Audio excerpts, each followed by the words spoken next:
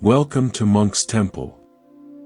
For over 2,000 years, a simple, profound question has echoed through quiet rooms, across mountain passes, and in the hearts of those who listen. What if the peace you've been searching for isn't something you find, but something you remember? What if the calm isn't a destination on a map, but the paper the map is printed on? Tonight, we aren't going on a journey to a distant land. We're going on a journey to a distant familiarity. The familiarity of your own mind, before it learned to worry. Before it learned to race. Before it convinced you that you are the storm. I've sat with this question for 35 years. In temples, yes, but also in airport terminals, in hospital waiting rooms, in the quiet of 3 a.m. kitchens. I've seen it in the faces of CEOs carrying invisible burdens and in the eyes of parents rocking restless children. The same fundamental ache. A mind that feels like a separate entity, a noisy roommate you can't escape, convinced that its frantic activity is the only thing keeping you safe. But what if safety isn't in the frantic activity? What if it's in the space between the thoughts? Before we begin, just take a breath. Feel the air moving in and moving out. That's all you need to do. Just be here. Wherever you are, whatever time it is for you, you are welcome here. We often believe that to calm anxiety, we must defeat it. We must argue with it, outsmart it, exhaust it. It becomes a war, and in that war, there is no peace. Only a temporary ceasefire. The teachings we'll explore tonight come from a different understanding. Peace isn't the absence of noise. It's the understanding of the noise. It's not about stopping the waves, it's about learning to float. And you already know how. You've just forgotten. Let me tell you a story from a place far from traditional temples. It's a story from the high Arctic, from a friend who lived with Inuit elders. My friend, a researcher named Anika, was studying resilience. She noticed something remarkable. In the Inuktitut language, there wasn't a direct word for anxiety as we conceive of it, as a personal, pathological failure. Instead, they had a phrase that described a state of mind. It translated roughly to, the mind that walks in circles on hard snow. Picture it. A vast, white expanse. A lone figure, not traveling forward, not resting, but tracing the same tight, frantic circle, packing down the snow until it becomes ice, until the path becomes a trench, until the view is nothing but the walls of their own making. The elder told Anika, when the mind walks in circles on hard snow, you do not shout at it to stop. You do not join it in the circle. You simply go and make a new, soft path nearby. You give it somewhere else to walk. The anxious mind is a mind walking in circles on hard snow. Our usual approach is to stand in the trench and yell at ourselves, stop walking. This is getting us nowhere. Which, of course, is just more noise in the trench. The practice is gentler. It's the conscious act of stepping out of the trench, just for one breath, and feeling the soft, untouched snow beside it. You don't have to fill in the old trench. You just have to know it's not the only ground available. The first thing we must understand is this: your mind is not betraying you. It is, in its own clumsy, archaic way, trying to save you. Think of it like this. You have an internal sentry. This sentry was programmed millennia ago on ancient savannas. Its job was simple: scan for threats. Snake-shaped stick. Sound the alarm. Rustle in the grass. Sound the alarm. Unfamiliar tribe on the horizon. Sound the alarm. It was brilliant. It kept our ancestors alive. But it was built for a world of immediate, physical dangers. Now, we've moved that sentry into a modern control room. Instead of scanning for snakes, it's scanning spreadsheets. Instead of rustling grass, it's parsing tone of voice in a text message. Instead of unfamiliar tribes, it's contemplating climate change or retirement funds. The sentry is hopelessly out of its depth. But it has one setting: alarm. So it sounds the alarm. Constantly. At a missed deadline, at an awkward silence, at a vague ache in the chest. It treats a critical email like a saber-toothed tiger. It's not stupid. It's using the only software it has. When you feel that surge of anxiety, the heart clutch, the mind race, that is your ancient sentry slamming the alarm bell and screaming, "Threat detected." The content of the thought is modern: I'll fail, they'll reject me, I'm not enough. But the physiological response is ancient. It's the body preparing to fight, flee, or freeze. The suffering begins not with the alarm, but with our reaction to it. We believe the sentry. We immediately start investigating: what's the threat? Where is it? How do I fix it? We launch into a full-scale emergency response for what is, 99 times out of 100, a false alarm. We are like a fire department that sends every engine, every hose, to every single automatic fire alarm, even the ones triggered by burnt toast. The practice begins with a simple, radical act: hearing the alarm, and before rushing into action, pausing. And asking, is this a 5-alarm fire? Or is this burnt toast? If this journey to a kinder inner world has touched something in you, if you feel the resonance of a more compassionate way of being with yourself, I invite you to subscribe and turn on notifications. And I'd be honored to continue walking it with you. Let me share an original story, set in a different context. There was a master glassblower in Venice, named Elio. For 50 years, he created works of breathtaking beauty. His process was a dance of intense focus.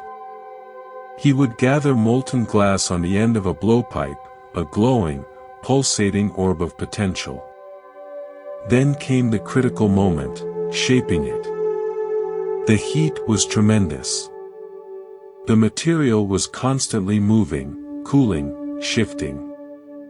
If he fought it, if he tried to force it into a shape before it was ready, it would shatter. If he hesitated, it would solidify into a useless lump. Students would ask him the secret. They expected a technical answer about temperatures or tools. Elio would smile and say, "You must have la mano tranquilla," the tranquil hand. He explained, the glass is alive with its own intelligence. It wants to become something. My job is not to impose a form, but to have a conversation with the form that is already waiting within the heat. I apply pressure, yes, but it is a patient pressure. I feel the glass push back, and I yield. I yield, and it moves. We are partners. If my mind is frantic, I must make a vase. It must be perfect. My hand loses its tranquility. I become rigid. And rigidity is the enemy of creation. The glass always breaks. He would point to his latest piece, a vase that seemed to capture swirling ocean waves. This was not in my mind when I started. I had an idea, yes. But the glass showed me it wanted to be a wave. My tranquil hand listened. Our minds are like that molten glass.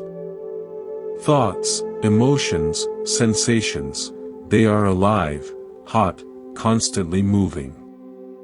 Our typical approach is to be the frantic artist. I must shape this into happiness. Get rid of that anxiety. Make it perfect. We grip. We force. We fight the natural movement. And we shatter our own peace. The practice of la mano tranquilla, the tranquil hand, is the practice of meeting your experience not as an enemy to be conquered, but as a dynamic intelligence to be felt. Anxiety arises. Instead of the immediate, rigid response, no. Go away, you apply a patient, gentle pressure of awareness. You feel it. You yield to its presence, not to its story. And in that yielding, something often shifts. The anxiety, felt fully without resistance, begins to move. It changes. It might not vanish, but it ceases to be a solid, threatening object. It becomes a process. And you are no longer the victim of the process, you are the aware space in which it unfolds. This is not passivity. Elio applied tremendous skill and focus. It is active, intelligent presence. It is responding instead of reacting. Modern neuroscience gives us a fascinating mirror to this. They speak of the brain's default mode network, DMN.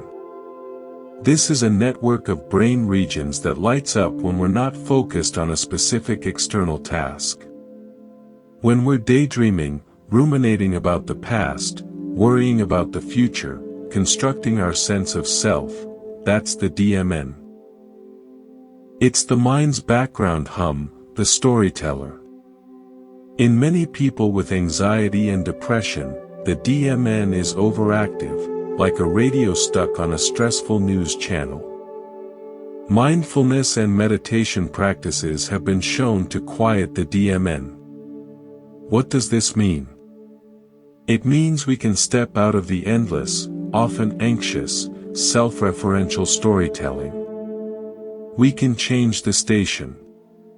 Not by smashing the radio, but by gently turning the dial to the present moment. A channel of direct sensation, of breath, of sound. Each time you notice you're lost in the DMN story and come back to the feel of your feet on the floor, you are weakening that overactive circuit and strengthening your capacity for presence.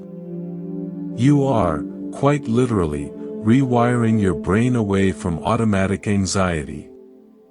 You are proving to your internal sentry that not every thought is an emergency. But how do we do this when the story feels so real? When the thoughts aren't just background noise, but a gripping, convincing narrative? Let's travel to the Nordic fjords for another story. There was a fisherman named Lars who navigated the treacherous, fog-shrouded waters off the coast. He knew every hidden rock, every shifting current, by heart. He navigated not by sight in the thick fog, but by sound. He would listen for the specific echo of his horn bouncing off a cliff face, or the particular sound of waves lapping against a known shore. He called these true sounds. One day, his young nephew was learning the trade. A thick fog rolled in as they were returning. The nephew grew panicked. I can't see the shore. I hear too many things. That could be rocks, or just waves, or another boat. He was hearing every sound as a potential threat. Lars cut the engine. The silence was immense, broken only by the water and the distant cry of gulls. "Listen," Lars said softly. "You are hearing only the maybe sounds. The sound of what might be. Your fear is making them all sound like danger. Now, listen for one thing only. Listen for the bell." The nephew strained his ears.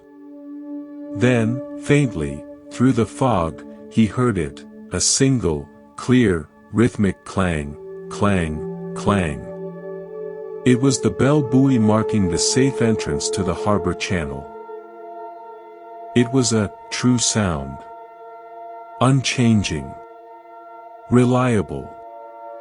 All the other sounds, Lars said, the waves, the creaks of the boat, the wind, they are just the maybe sounds. They are the mind's chatter. The bell is the breath. The bell is the feeling in your hands on the wheel. The bell is what is actually happening, right now. Don't navigate by the maybe sounds. Steer toward the true sound. The rest is just fog. Our anxious minds are lost in a fog of maybe sounds. Maybe I said the wrong thing. Maybe they're angry. Maybe I'll get sick. Maybe I'll fail. Each maybe feels like a rock we're about to crash into. We try to navigate by analyzing every single one, which is impossible and terrifying. The practice is to cut the engine of frantic thinking. To pause in the middle of the fog. And to listen for one true sound. The physical sensation of this breath, entering, leaving. The weight of your body on the chair. The hum of the air conditioner. One thing that is undeniably, unchangeably happening in this present moment. You don't have to clear the fog. You just have to find the bell and steer toward it. The next breath is always a bell. The next sensation is always a bell. The fog of maybe cannot obscure it. It can only make you forget to listen for it. This brings us to a cornerstone of practice, the understanding that we are not our thoughts. We are the awareness of our thoughts. Imagine you are sitting in a vast, silent movie theater. The screen is your field of awareness. A thought appears on the screen, "I have so much to do tomorrow." If you are identified with the thought, you become the character in that movie. You feel the stress, you start mentally making lists, you get up from your seat and are on the screen, lost in the drama. But if you remember you are the watcher in the seat, something changes. You see the thought appear on the screen. You note it. The to-do list movie is playing. You might feel a ripple of tension in the body, that's another sensation appearing on the screen. But you, the watcher, remain in your seat. Unmoved. Spacious. The movies play, the anxiety movie, the sadness movie, the planning movie, but the screen holds them all without being damaged by any of them. The watcher knows them all without being any of them. Your essential nature is that watcher, that screen. Not the fleeting images projected upon it. Anxiety is a very loud, dramatic, scary movie. But it is still just a movie. You can learn to sit back in your seat, feel the armrests under your hands, a true sound, and watch even that movie with compassionate curiosity, knowing it will eventually end and the next feature will begin. A student once came to me, her mind a torrent of panic about her future. She was a talented musician, but the fear of failure was paralyzing her. My thoughts are so loud, she said. They tell me I'm a fraud, that I'll never succeed, that I should just give up. How do I make them stop? I asked her, when you are playing your instrument, lost in a complex piece, where are those thoughts? She thought. They're gone. There's just the music. My fingers, the sound, the next note. So, I said, the thoughts are not permanent. They have conditions. They thrive in the space of abstraction, the future, the past, the story of me. They cannot survive in the full, immersive reality of what you are actually doing. Your enemy is not the thoughts themselves. Your enemy is the gap between your attention and your action. I gave her a practice. For the next week, I want you to practice doing the dishes. She was baffled. The dishes? Yes. And not just any way. When you wash a dish, wash only the dish. Feel the temperature of the water. See the sheen of the soap. Hear the clink of the porcelain. When a thought about your career arises, I should be practicing. See it as a maybe sound in the fog. Don't follow it. Just return to the true sound of the dish in your hand. Be a master dishwasher. Reluctantly, she agreed. A week later, she returned, a slight wonder in her eyes. It was infuriating at first, she said. My mind screamed the whole time. But somewhere around the third day, something broke. I was washing a coffee mug, feeling its curve, and I suddenly was the washing of the mug. The thoughts were still there, but they were downstream. Like chatter from another room. And when I went to practice my music later, I found I could enter that same space more easily. The fear was quieter. She had discovered the secret: presence displaces anxiety. You cannot be fully immersed in the sensory reality of this moment and be simultaneously lost in a catastrophic story about the future.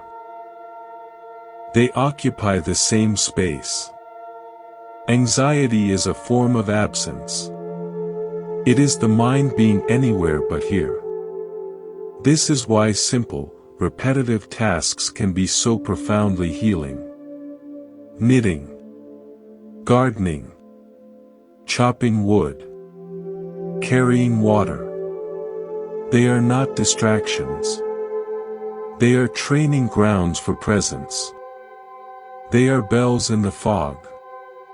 But what about when the feelings are so strong, so visceral, that they feel like they are the reality? When anxiety isn't just a thought, but a full-body experience of dread? Let me introduce a concept from my own early struggles, one I've come to call the law of the storm anchor. In the deep ocean, when a massive storm hits, huge ships don't try to outrun it or fight the waves head-on. They use a specific maneuver. They turn their bow to face the oncoming waves, reduce power just enough to maintain steering, and deploy a special sea anchor. This anchor doesn't touch the bottom, it drags deep in the water, creating drag. It doesn't stop the storm. It doesn't calm the waves. It does one crucial thing: it keeps the ship from turning broadside to the waves, which would cause it to capsize. It allows the ship to ride the storm, to rise and fall with the swells, facing the fury directly but with stability. A panic attack, a surge of overwhelming anxiety, is an internal storm. Our instinct is to turn and run, avoidance, or to fight it head-on with logic: this is stupid, calm down. Which often leaves us broadside to the emotion, overwhelmed and capsized. The practice is to deploy your inner sea anchor. Your anchor is your breath, deepened and slowed deliberately. Your anchor is the firm feeling of your feet connecting to the earth. Your anchor is the repeated, silent phrase, "This is a storm. I am riding the storm." You don't try to stop the storm. You don't analyze why the storm is here. You simply turn to face it, deploy your anchor of presence, and let the sensations roll through you. You acknowledge the terror, the racing heart, the dizziness, not as truths, but as weather phenomena. Ah, this is the high wind of fear. This is the heavy rain of palpitations. By facing it and anchoring, you prevent the catastrophic second layer, the fear of the fear. The story that, "This will never end," or "I'm dying." The storm has a lifespan. It will expend its energy. Your job is not to survive forever. Your job is to ride this wave, and then the next, anchored, until the sea begins to calm on its own. I learned this not in a monastery, but on a transatlantic flight during extreme turbulence. The plane was shuddering, dropping suddenly. People were screaming. My own mind was a riot of terror. I locked onto the feeling of my hands gripping the armrests. I made my breath as slow and deep as the panic would allow. I mentally repeated, "Riding the wave. Riding the wave." I didn't try to believe we were safe. I just stopped fighting the reality of the turbulence. And a strange calm descended within the chaos. I was still afraid, but I wasn't made of fear. I was a presence, anchored, experiencing fear. The plane eventually stabilized. The internal lesson never left me: you can be in the center of the storm and not be of the storm. Now, let's explore a deeper layer, the stories we wrap around our pain. This is often where the majority of our suffering resides. There's a tale from the Australian outback shared with me by an Aboriginal elder. He spoke of the second arrow. If a man is walking through the bush, he said, and a hunter's arrow, shot for a kangaroo, strikes him in the leg, that is great pain. That is the first arrow. It is misfortune. It is physical. Now, the man sits down. His mind begins to work. Why me? Was this a curse? Who shot this arrow? Are they coming to finish me? My life is over. I'll never walk again. The infection will kill me. With each of these thoughts, he takes another arrow from his own quiver and shoots it into his own chest. This is the second arrow. The third. The fourth. The pain of the first arrow is one thing. The pain of the arrows he shoots himself is often far, far greater. And it is entirely of his own making. The Buddha taught this same truth 2,500 years ago. The first arrow is life. Pain, sickness, loss, the inevitable disappointments and uncertainties of being human. The second arrow is our reaction, our resistance, our rage, our story about how this shouldn't be happening, our projection of catastrophe onto the future. Anxiety is almost entirely second arrows.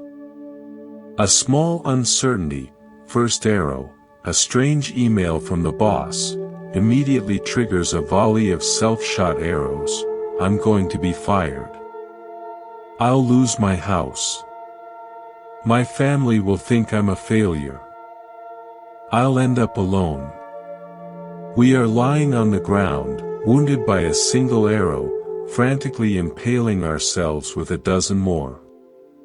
The practice is to learn to feel the sting of the first arrow, the initial shock, the discomfort, the raw feeling, without reaching for your quiver. To say, this is pain. This is uncertainty. And to stop there. To not spin the story. It is the difference between feeling a pang of loneliness, first arrow, and constructing an entire narrative about your fundamental unlovability, a quiver of second arrows. I once worked with a man, a writer, who had crippling writer's block. It wasn't that he couldn't write a word. He would write a paragraph. Then the second arrow assault would begin. This is terrible. No one will want to read this. Who do you think you are? The last book was a fluke. He'd delete the paragraph. The process would repeat. He was lying on the ground of the blank page, shot by the simple arrow of imperfect first draft, and then slaughtering himself with arrows of self-judgment. We reframed it. I told him, your only job for the next week is to collect first arrows. Write a paragraph. When the critical thoughts arise, just label them, second arrow. Don't delete the paragraph. Just move to a new document and write another. Be an archaeologist of first arrows. Collect the raw, imperfect material. By separating the creation, first arrow, from the commentary, second arrows, he broke the spell. The block wasn't in the writing, it was in the self-inflicted punishment that followed each attempt. This requires tremendous self-compassion. We are so trained to shoot second arrows. The moment we feel a twinge of anxiety, we shoot one that says, you shouldn't be anxious. What's wrong with you? We must learn to lay down our weapons. To look at the first arrow with curiosity, not condemnation. Let's shift to a story about impermanence, but from a fresh angle, through the lens of sound. In a cathedral in France, there is a particular stone arch that has a unique acoustic property. If you stand in exactly the right spot and sing a single, pure note, the arch will catch that note and sustain it, blending it with the harmonics of the space, for what feels like an impossibly long time. The note hangs in the air, vibrant and alive, long after you've stopped singing. But it does, eventually, fade. It dissolves back into silence. The silence is not empty, it is full of the memory of the note, and pregnant with the potential for the next one. Our thoughts, our emotions, our anxious episodes, are like those sung notes. They arise. They have a certain pitch, a certain volume, a certain emotional quality. They resonate within the cathedral of our awareness. And because we are the singer and the listener, we often believe we must keep singing to sustain them. We feed the anxious thought with more worry, more story, more mental energy, trying to keep it alive because it feels so immediate, so real. But what if you trusted the architecture? What if you understood that every note, no matter how beautiful or how dissonant, has its own natural lifespan? That it will fade on its own. The practice is to sing the note, feel the feeling, fully, but then to stop singing. To let the arch of your awareness hold it, sustain it, and let it fade naturally. You don't have to choke it off. You don't have to amplify it. You can simply listen as it rises, resonates, and returns to the silence from which it came. The silence between the notes is not your enemy. It is your home. Anxiety makes you fear the silence, so you keep singing the same frightening note over and over. But the silence is always there, waiting to receive the note and let it go. This is the profound teaching of impermanence. Nothing is frozen. The anxious thought that feels like a permanent stain on your soul is a note already in the process of fading. Your struggle is often an attempt to re-sing it, to keep it alive, because a known misery can feel safer than an unknown silence. But the silence is where peace resides. Consider the scientific principle of entropy, of constant change. Your body is not the same collection of atoms it was 7 years ago. The neurons firing your worry today are different cells than those that fired last year's worry. Everything is in a state of flow. When you cling to an anxious identity, I am an anxious person, you are trying to freeze a river in mid-flow. You are creating immense suffering by fighting the fundamental nature of the universe, which is change. A powerful practice is to actively look for change. When anxiety is present, set a timer for 5 minutes. Sit with it. Don't try to change it. Just watch. You will see it is not a monolith. It's a procession. A tightness in the chest, then a hot flash, then a racing thought, then a memory, then a moment of slightly easier breath, then another clutch of fear. It is a river, not a statue. This observation itself is liberating. You are not trapped in a solid cell of anxiety. You are witnessing a dynamic, passing process. You are watching the weather change in the sky of your being. Now, let me share a story from the world of craftsmanship in Morocco. In the Medina of Fez, there are tanneries that have operated the same way for 1,000 years. The process is pungent, vivid, and astonishing. Hides are soaked in vast, stone vats of dye, pits of vibrant indigo, sunburst yellow, deep crimson. The master dyer knows that the color will not take unless the hide is first prepared in a vat of a foul-smelling mixture, bird dung and urine. That breaks down the fibers and makes them receptive.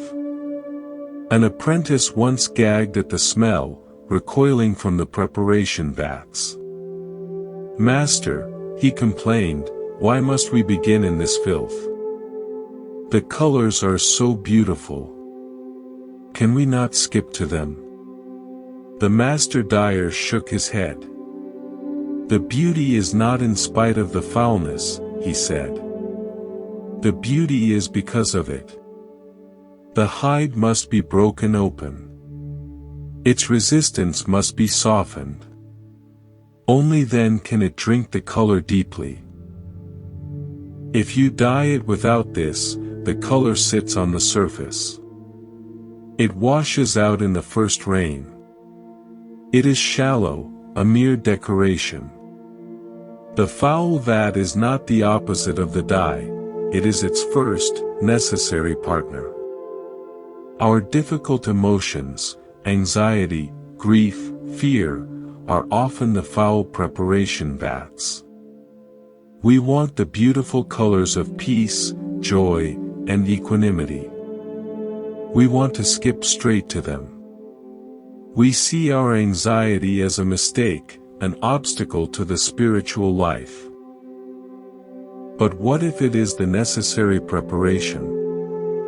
What if the intense, uncomfortable breaking down of our habitual resistance, our pride, our illusion of control, is what makes us receptive? What if the deep, lasting peace isn't a surface decoration applied over a tense core, but a color that can only soak into a hide that has been softened by honest engagement with our pain? The anxiety is not your failure. It may be your preparation. It is breaking you open. The question is not, how do I get out of this foul vat, but, can I allow this process to make me receptive? Can I trust that this breaking down is not destruction, but the prelude to a deeper, more authentic coloring of my being? This perspective doesn't glorify suffering. It dignifies it. It sees it as part of the alchemy, not a mistake in the formula. I'll share a personal anecdote. In my second year of serious practice, I went through a period of what I can only describe as dark night of the soul. The initial calm I'd found had evaporated. Instead, a raw, formless anxiety and existential dread surfaced. Meditation felt like sitting on a needle. I thought I had broken my mind. I went to my teacher, despairing. He listened and said, "Good. The plaster is cracking." "What plaster?" I asked, confused and irritated. "The plaster you put over the cracks in the wall to make it look smooth. You've been sitting still long enough for the true structure to show. Now you can see what needs real repair. This is not a setback.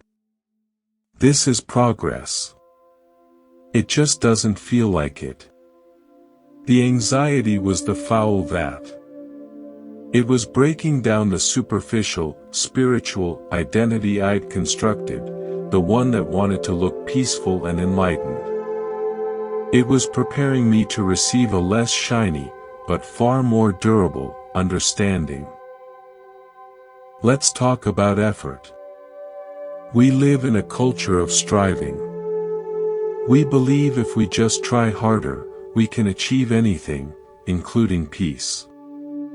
But peace often eludes the grasper. There's a principle in physics and engineering called minimum energy principle. Natural systems tend to settle into states that require the least amount of energy to maintain. A hanging chain forms a catenary curve. Water finds the easiest path downhill. It's not laziness, it's elegance, efficiency. The anxious mind is a system in a state of maximum, wasteful energy expenditure. It is a water wheel spinning frantically in a dry creek, powered only by its own fear. The path to peace is often about finding the minimum energy principle for your consciousness. It is not about adding more effort, more concentration, more vigilance, more control. It is about subtracting the effort that is fighting reality. Think of it like this: you are holding a yoga pose, say, a deep stretch. There is a natural burn in the muscle. Then, you realize you are also clenching your jaw, tightening your shoulders, and holding your breath. That is extra, wasted effort. The practice is to keep the necessary engagement in the muscle, but to let go of the jaw, the shoulders, the breath. The pose becomes easier, more sustainable, and more effective. Your relationship with your mind is the same. There is the natural burn of being aware, the simple noticing of thoughts and feelings. Then, there is the extra effort, the clenching of identification, this is me, the tightening of resistance, go away, the holding of the breath of judgment, this is bad. Peace is found by letting go of the extra effort. By softening the jaw of your identity, relaxing the shoulders of your resistance, and breathing naturally into the experience, whatever it is. A story from the world of sailing illustrates this beautifully. I knew an old sailor, Gunnar, who raced solo across oceans. He told me about the most important skill in a long race, trimming the sails. Most beginners, he said, they see the wind pick up, and they tighten everything. They haul on the sheets until the sails are drum tight. They think more tension means more speed. But what happens? The boat becomes hard to steer. It fights them. It strains against the waves. And eventually, something breaks, a line, a sail. The expert, he continued, knows to ease the sheets. Just a little. To let the sail have a slight shiver in its luff, a gentle curl. It looks looser. Less controlled. But in that slight give, the boat finds its harmony with the wind and water. It stops fighting. It starts flowing. And it goes faster, with less effort, for thousands of miles. Our minds are like those sails. Anxiety makes us haul on the sheets, tightening our grip on thoughts, on outcomes, on self-image. We become rigid, hard to steer, ready to break. The practice is to ease the sheets. To allow a little shiver, a little uncertainty, a little lack of absolute control. To find the harmony point where we are engaged but not fighting, where we are moving with the forces of life rather than against them. It feels riskier. It feels like letting go. But it is the way of true, sustainable movement. This brings us to the heart of letting go, which is often misunderstood as not caring. Imagine you are hiking a steep mountain trail, carrying a heavy, awkward backpack. The backpack is full of rocks you've collected along the way, rocks of past grievances, rocks of future worries, rocks of self-criticism. The climb is hard enough with just your body and a little water. The backpack is breaking your back. Letting go is not quitting the climb. It is not pretending the mountain doesn't exist. It is the conscious act of stopping, taking off the pack, and emptying out the rocks. You might keep one or two essential items, a water bottle of present moment awareness, a jacket of wise intention. But you leave the useless weight behind. The climb remains. It may still be steep. But now it is possible. Now you can even enjoy the view. We are so afraid that if we let go of our worrying, we won't be prepared. That the rocks are necessary tools. But ask yourself, has worrying about a presentation ever actually improved the presentation? Or did it just exhaust you beforehand? Has fretting over a relationship ever fixed it? Or did it just make you tense and less available? Worry is not preparation. Preparation is action. Worry is the useless rock in the pack. Letting go is the simple, practical act of lightening your load for the actual journey. Here is a completely original story set in a modern context, Silicon Valley. A brilliant software engineer, Maya, was plagued by imposter syndrome. With every success, her anxiety grew. Soon they'll find out I don't know what I'm doing. She dealt with it by over-preparing. For every meeting, she would create exhaustive documentation, anticipating every possible question. She worked 80-hour weeks. The more she did, the more the fear whispered, "See? You have to work this hard to keep up the facade." She was hauling a backpack full of rocks labeled over-preparation and exhaustion up the mountain of her career. Burnout hit. She took a forced leave. Desperate, she took a pottery class, something with no stakes, no metrics. On the first day, trying to center a lump of clay on the wheel, she struggled. It wobbled, collapsed. The instructor said, "You're using too much force. Your hands are fighting the clay. You have to surrender to its center. Let your hands find where it wants to be balanced, and support it there." Maya had an epiphany. She was trying to force her career into a perfect, centered shape by sheer effort and control, fighting its inherent wobble. She was exhausted from the fighting. She went back to work with a new mantra: find the center, don't impose it. In meetings, instead of prescripting everything, she listened more. She admitted when she didn't know something. She delegated. It felt terrifying, like easing the sails in a storm. But a strange thing happened. People trusted her more. Her work became more creative, less brittle. The anxiety didn't vanish, but it lost its driving seat. It became a passenger, not the pilot.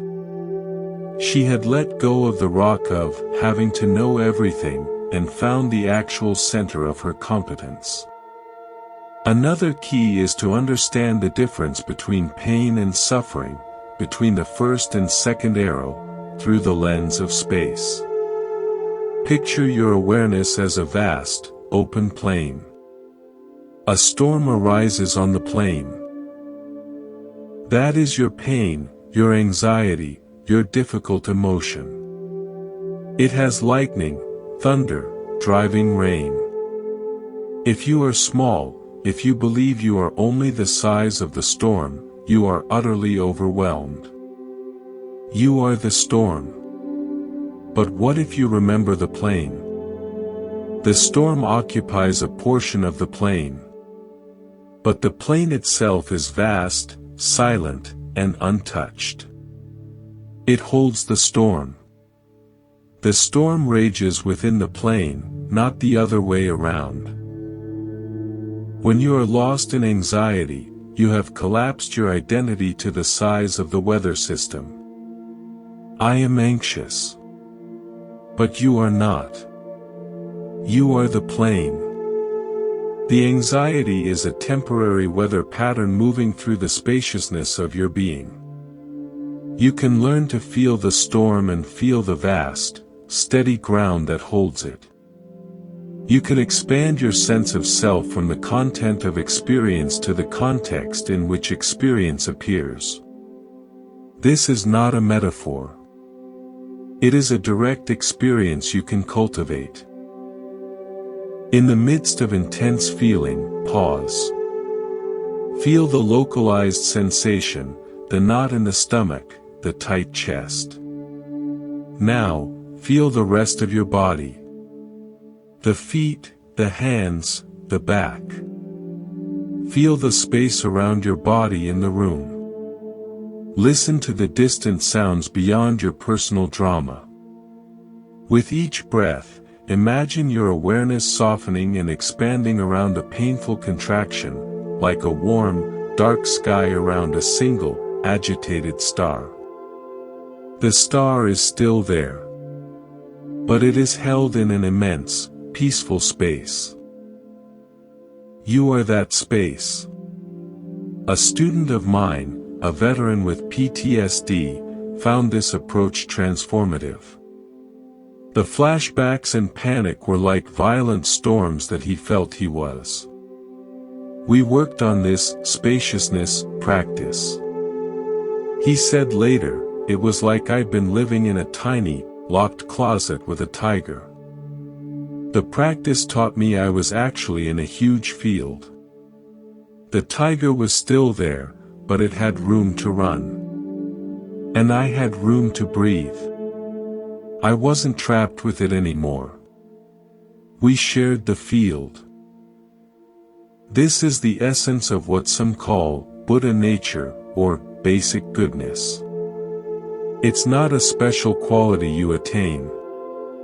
It is the fundamental, spacious awareness that is your true ground of being, before it gets cluttered with the weather of thought and emotion. So much of our anxiety comes from a single belief that runs beneath everything else, that this moment as it is not enough. That we are not enough. That something is missing. Something needs to be fixed. Something must change before we can finally relax and be at peace. This feeling has a name in the Buddhist tradition, tanha. It's usually translated as craving or thirst, but it points to something deeper than simply wanting things. It's the constant reaching for the next moment, the perpetual dissatisfaction with what is, the feeling that life is happening somewhere else and we're missing it. You know this feeling. That restless sense that you should be doing something other than what you're doing. The inability to sit still without reaching for your phone. The way a pleasant moment gets interrupted by thoughts about what might go wrong or what you should do next or whether this will last. There's always something more to want, more to worry about, more to achieve before you can be okay. But what if you're already okay? What if this moment exactly as it is contains everything you actually need? Not everything you want, perhaps. Not the ideal circumstances you've been waiting for, but enough. Simply enough.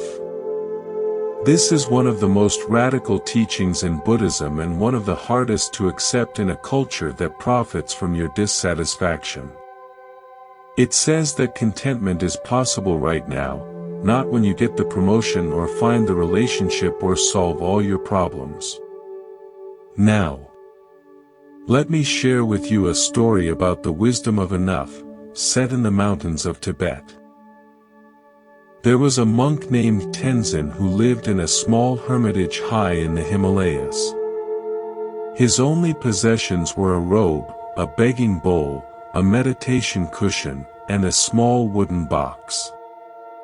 Visitors who made the difficult trek to see him were always struck by the profound peace that seemed to radiate from him. One day, a wealthy merchant from the lowlands arrived, burdened by his many worries about business, family, and status. "Master," the merchant said, "I have traveled far to learn your secret. I have everything a man could want, a large house, successful businesses, a family, yet I have no peace. My mind is like a marketplace at noon, crowded and noisy. You have almost nothing, yet you seem to have everything. What is your secret?" Tenzin smiled gently and pointed to his small wooden box. "My secret is in this box." The merchant's eyes widened. He thought perhaps it contained sacred relics or ancient texts. "May I see?" he asked eagerly. Tenzin opened the box. Inside was nothing but a smooth, round river stone. The merchant was confused. "A stone? This is your secret?" "Yes," Tenzin said. "This stone reminds me of a truth I learned many years ago. When I first came to these mountains, I was like you, restless, always wanting something different, something more. One winter, I was caught in a blizzard while gathering firewood.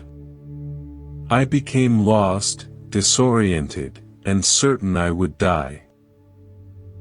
As I stumbled through the whiteout, my foot struck something hard. It was this stone, half buried in the snow." He picked up the stone, turning it in his hand. In that moment of pure terror, bending down to pick up this stone, something shifted. I felt its solidness, its weight, its coldness. And I realized, this stone does not worry. This stone is not trying to become something else.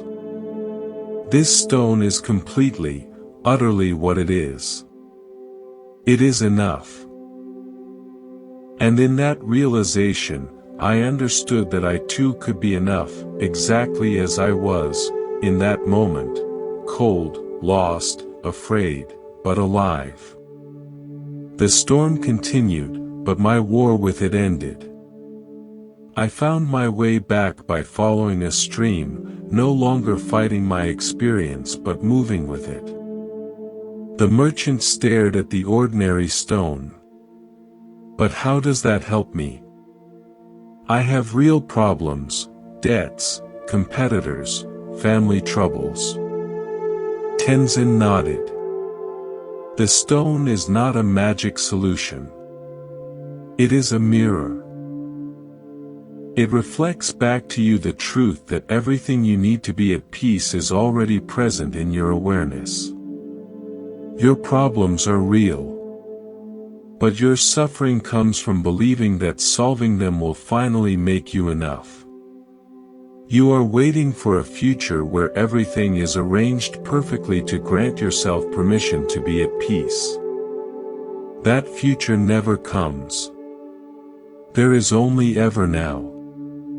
And in this now, beneath all the problems and stories, you are already complete. The stone reminds me of that. He handed the stone to the merchant. Feel its weight. Its solidity. Its simple stoneness. That is what you are beneath the noise. Not the problems, not the stories, but the aware space that holds them. You are already that. You don't need to become it. The merchant held the stone, feeling its cool, smooth surface. He sat in silence for a long time as the afternoon light faded behind the peaks. He didn't have a dramatic enlightenment experience, but something quiet settled in him. The frantic striving softened, just a little. He left the hermitage without taking the stone, but carrying its lesson in his heart. This story points to a profound shift, from seeking contentment in external conditions to recognizing it as the natural state of awareness when it's not clouded by wanting. The stone wasn't special.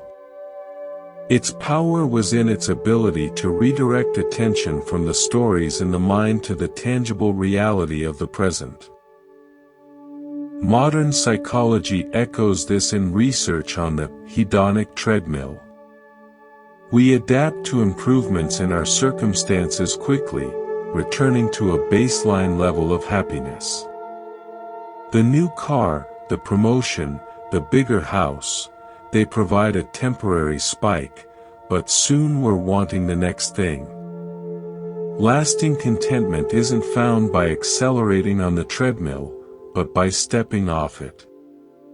By discovering the happiness that exists independently of conditions. But how do we step off the treadmill when our culture, our economy, even our social structures are built on keeping us running? Let's look at a scientific concept that can help: allostatic load. This is the cumulative wear and tear on the body from chronic stress and overactive threat responses. When we live in constant dissatisfaction, always feeling not enough, always bracing for the next threat, our stress systems never turn off. Cortisol floods our system. Inflammation rises. Sleep suffers. This isn't just psychological, it's physiological. The body pays the price for our mental refusal to accept the present. The practice of contentment, of finding enough, directly reduces allostatic load. When you genuinely accept this moment, your nervous system receives the signal: we are safe. We can rest. We can digest. We can repair. This is not New Age speculation, it's neurobiology. The feeling of enough is a direct instruction to your body to shift from sympathetic, fight or flight, to parasympathetic, rest and digest, dominance. So how do we cultivate this? It begins with questioning the voice of not enough. I want to share a personal memory. Early in my teaching career, I was invited to give a talk at a prestigious institute. It was a great honor. Instead of feeling joyful, I felt immense anxiety. The voice of not enough was deafening. You're not qualified enough. You don't know enough. They'll find out you're a fraud. I prepared frantically, exhausting myself. The night before the talk, I couldn't sleep. I was a wreck. Walking to the venue the next morning, I passed a small park. An elderly man was sitting on a bench, feeding pigeons. He wasn't doing anything remarkable. But he had such a look of simple contentment on his face. In that moment, I had a clear insight. This man on the bench, in his ordinary moment, was as complete and whole as I was in my state of important anxiety. His worth wasn't less than mine, my worth wasn't more than his. The enoughness was not in the achievement, but in the being. It didn't magically erase my nerves, but it changed their quality. I went into the talk not as an imposter trying to prove my worth, but as a human being sharing what I knew. The talk went fine. More importantly, I learned that my value was not hanging in the balance of that hour. It was inherent, like the solidity of Tenzin's stone.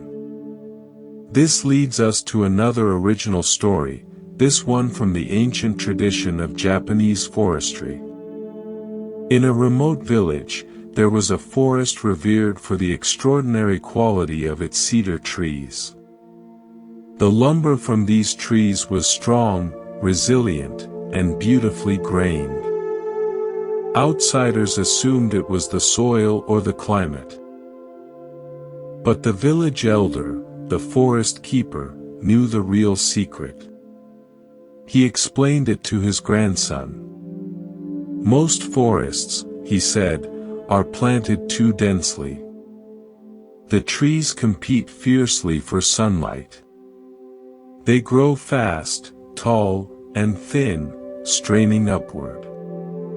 Their wood is weak, brittle. They are always in a state of lack, of competition. He led his grandson to their forest. Here, we practice Ma, the wisdom of space. We plant the trees far apart. Each tree receives abundant sunlight from all sides. It doesn't need to race upward. It can grow slowly, evenly. It develops deep, strong roots because it isn't fighting its neighbors. The trunk grows thick and sturdy. The grain of the wood is tight and regular. It is a tree that has always had enough. Its strength comes not from struggle, but from sufficiency. The anxious mind is like the densely planted forest. Our thoughts crowd together, competing for attention, straining towards some future solution, some reassurance. We grow mentally tall but spiritually thin, brittle. We are always in a state of perceived lack. The practice of contentment is like creating space, in the forest of your mind. It is deliberately creating gaps between thoughts where enough can be felt. It is recognizing that you don't need every thought, every worry, to survive. You can thin them out.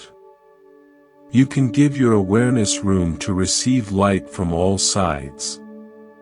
How do you create Ma? You pause. Between tasks, you take 3 conscious breaths instead of rushing to the next thing. You sit with your morning tea and just drink it, without also reading the news or planning the day. You create small, deliberate spaces of non-doing, non-striving. In these spaces, the tree of your being can stop straining and simply grow strong. This isn't about becoming lazy or unambitious. The cedar trees in the story are the most valuable precisely because they grew in conditions of enough. Their slow, steady growth produced superior wood. Similarly, action born from a sense of internal sufficiency is more sustainable, creative, and effective than action driven by a frantic sense of lack. Now, let's weave in a story about comparison, one of the great thieves of contentment. In the bustling city of Mumbai, there were 2 neighboring chaiwalas, tea sellers. One, named Amit, was always cheerful, singing as he worked, engaging warmly with every customer. His stall was simple but always busy. The other, named Raj, was sullen and tense. He watched Amit's stall with resentment, convinced Amit had a better location, better spices, better luck. One day, a regular customer said to Raj, "Your chai is excellent. Truly. But you always seem so unhappy. Amit, next door, sings all day. What's his secret?" Raj scowled. His secret? He probably inherited money. Or he cheats on his measures. Something is not right. The customer, who happened to be a retired teacher, said, "I will give you a secret, but you must try an experiment for 1 week." Intrigued, Raj agreed. "The experiment is this," said the teacher. "For this week, you are forbidden to look at Amit's stall. Don't count his customers.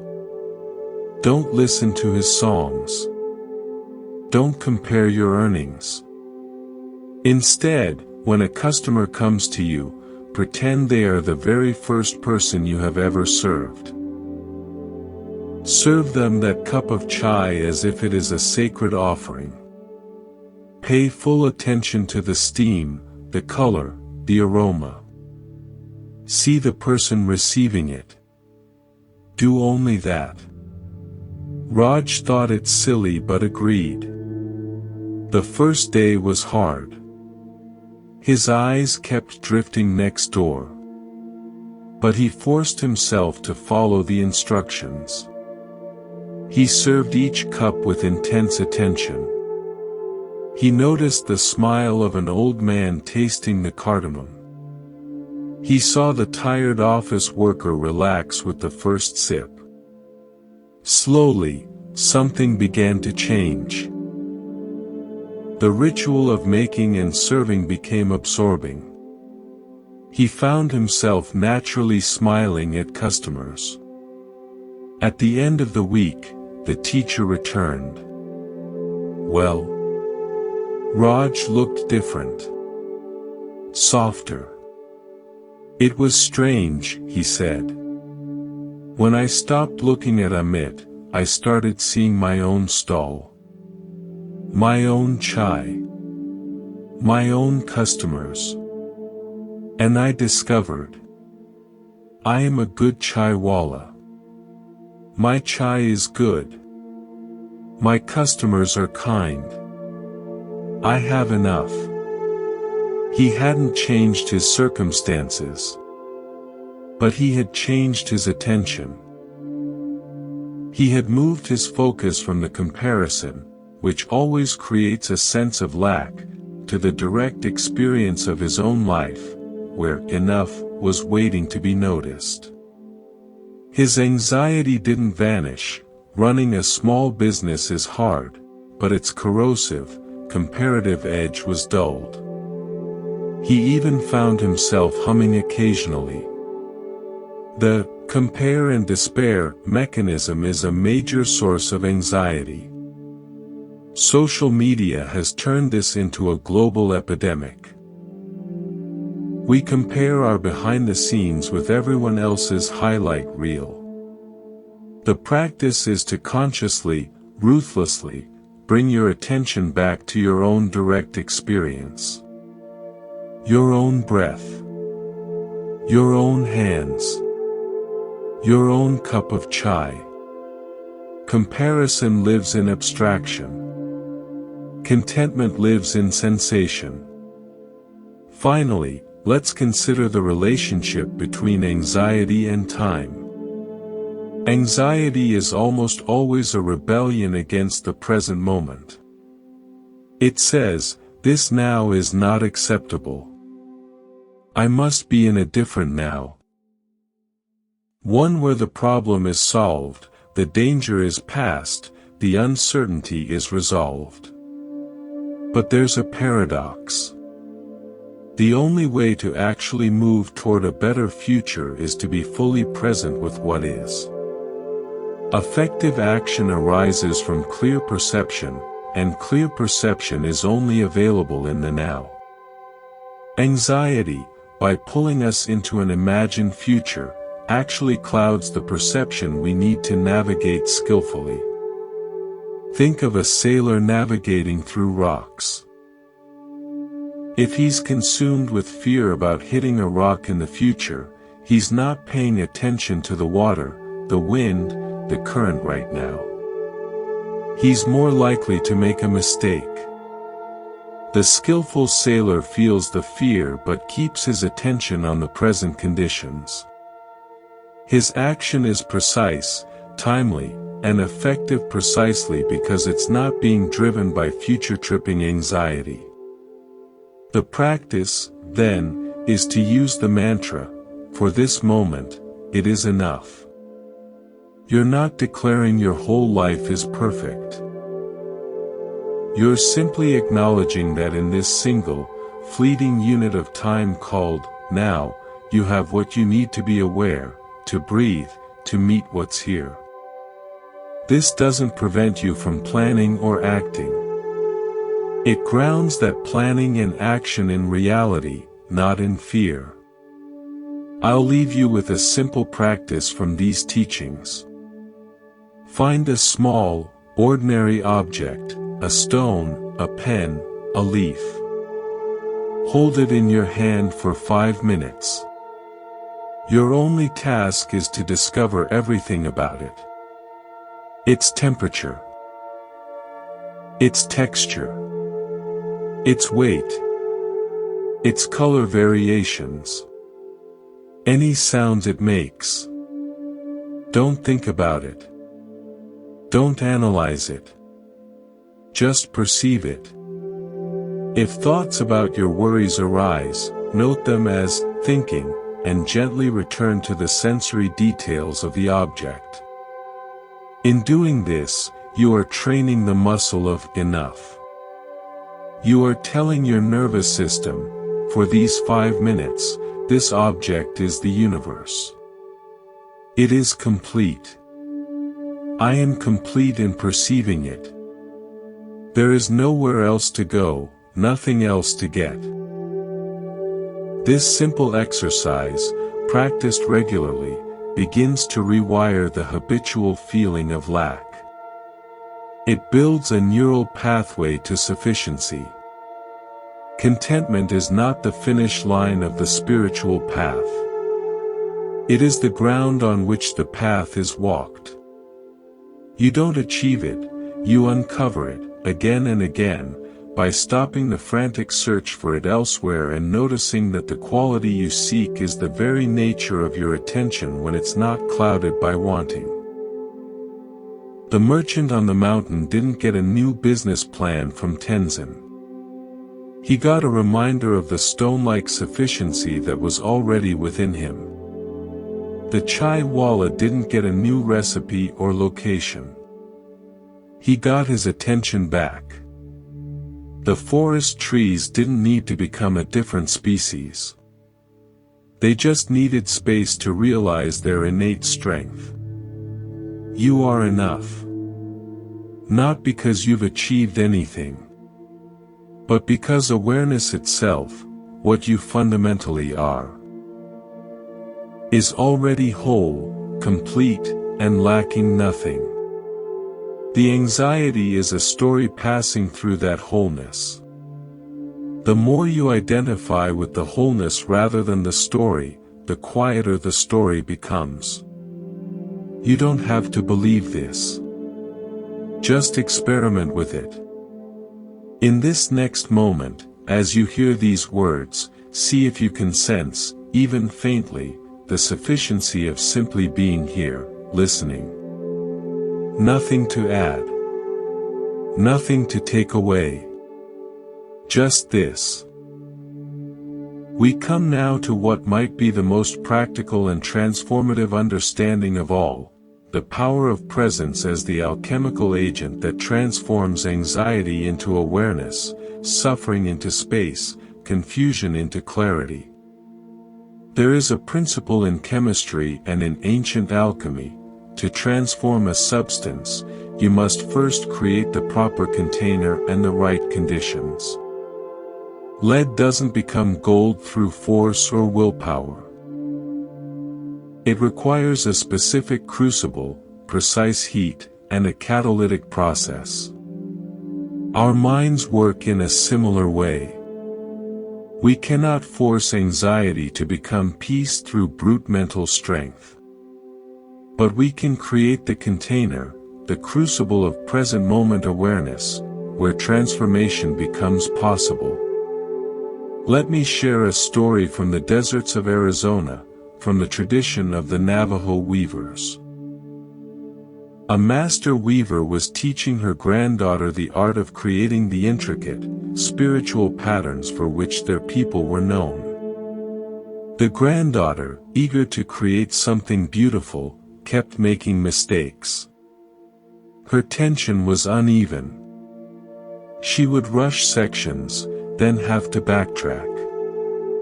Frustrated, she said, "Grandmother, I keep trying to get it right, but my mind is everywhere.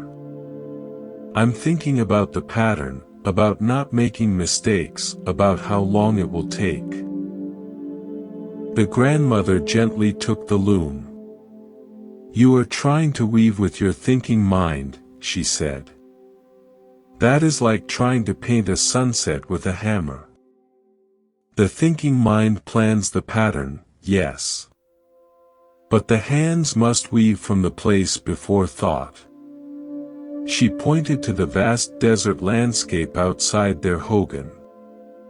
"See how the canyon holds the river. The canyon does not tell the river where to flow. It does not fight the river's current. It simply provides deep, patient space, and the river, over millennia, carves a path of breathtaking beauty.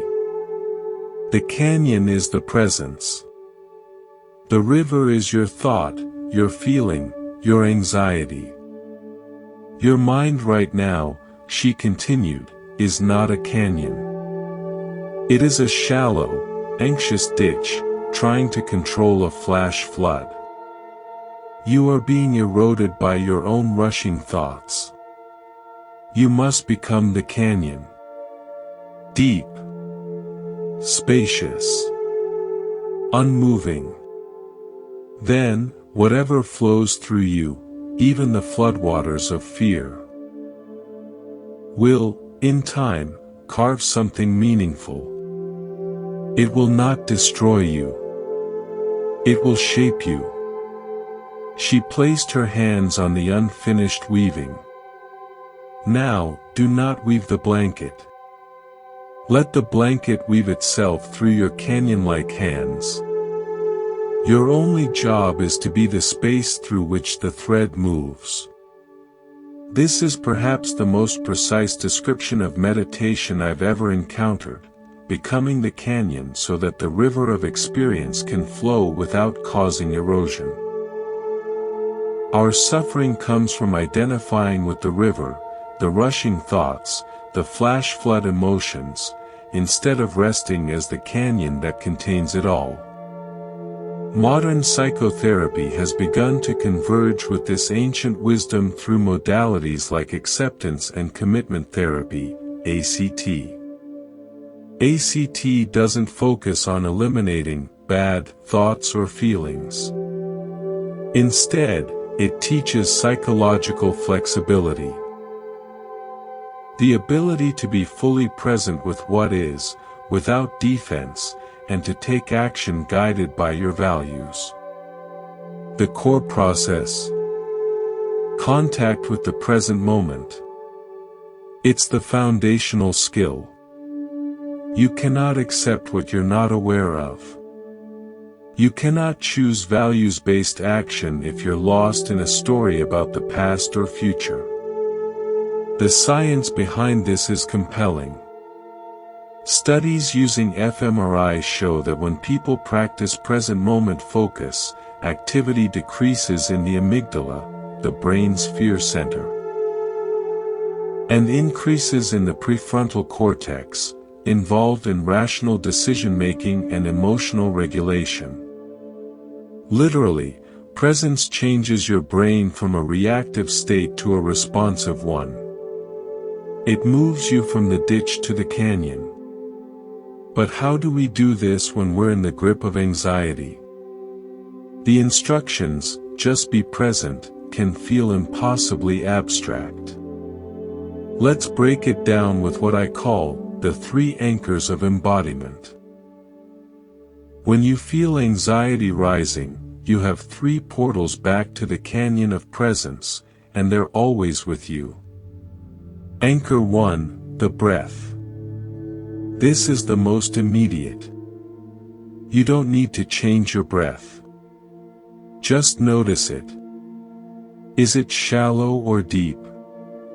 Fast or slow? Notice the slight pause at the top of the inhalation.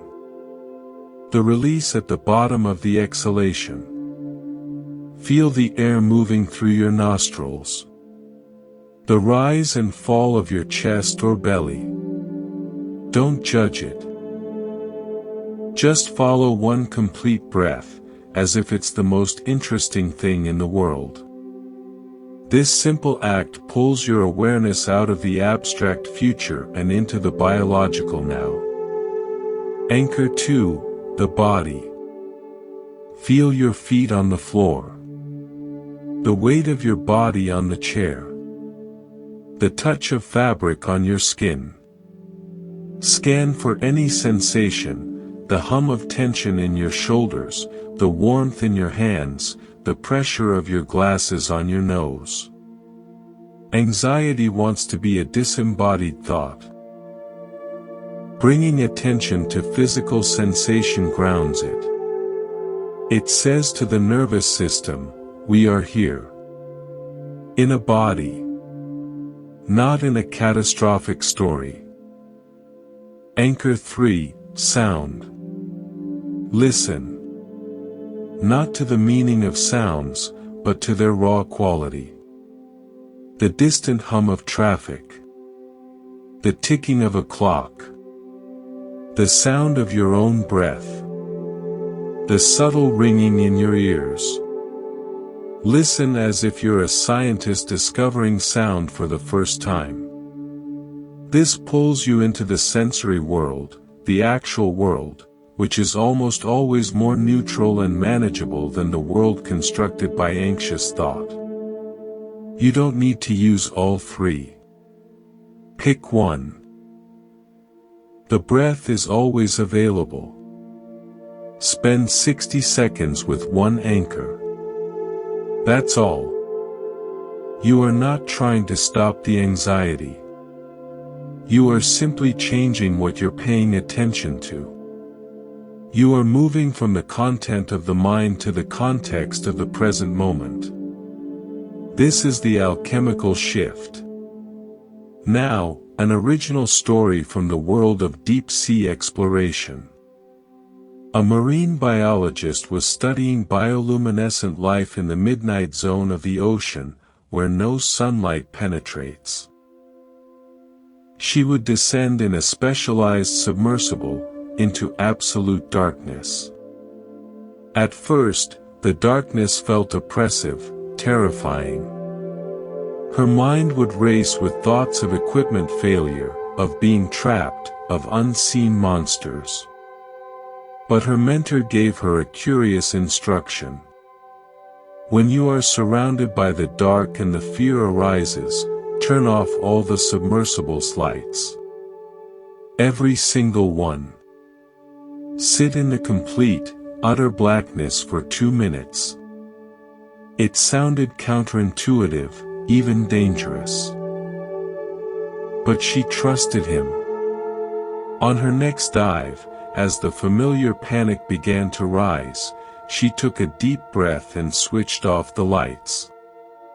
The blackness was total. Impenetrable. For a few seconds, the fear peaked. And then, something miraculous began to happen. Her eyes adjusted.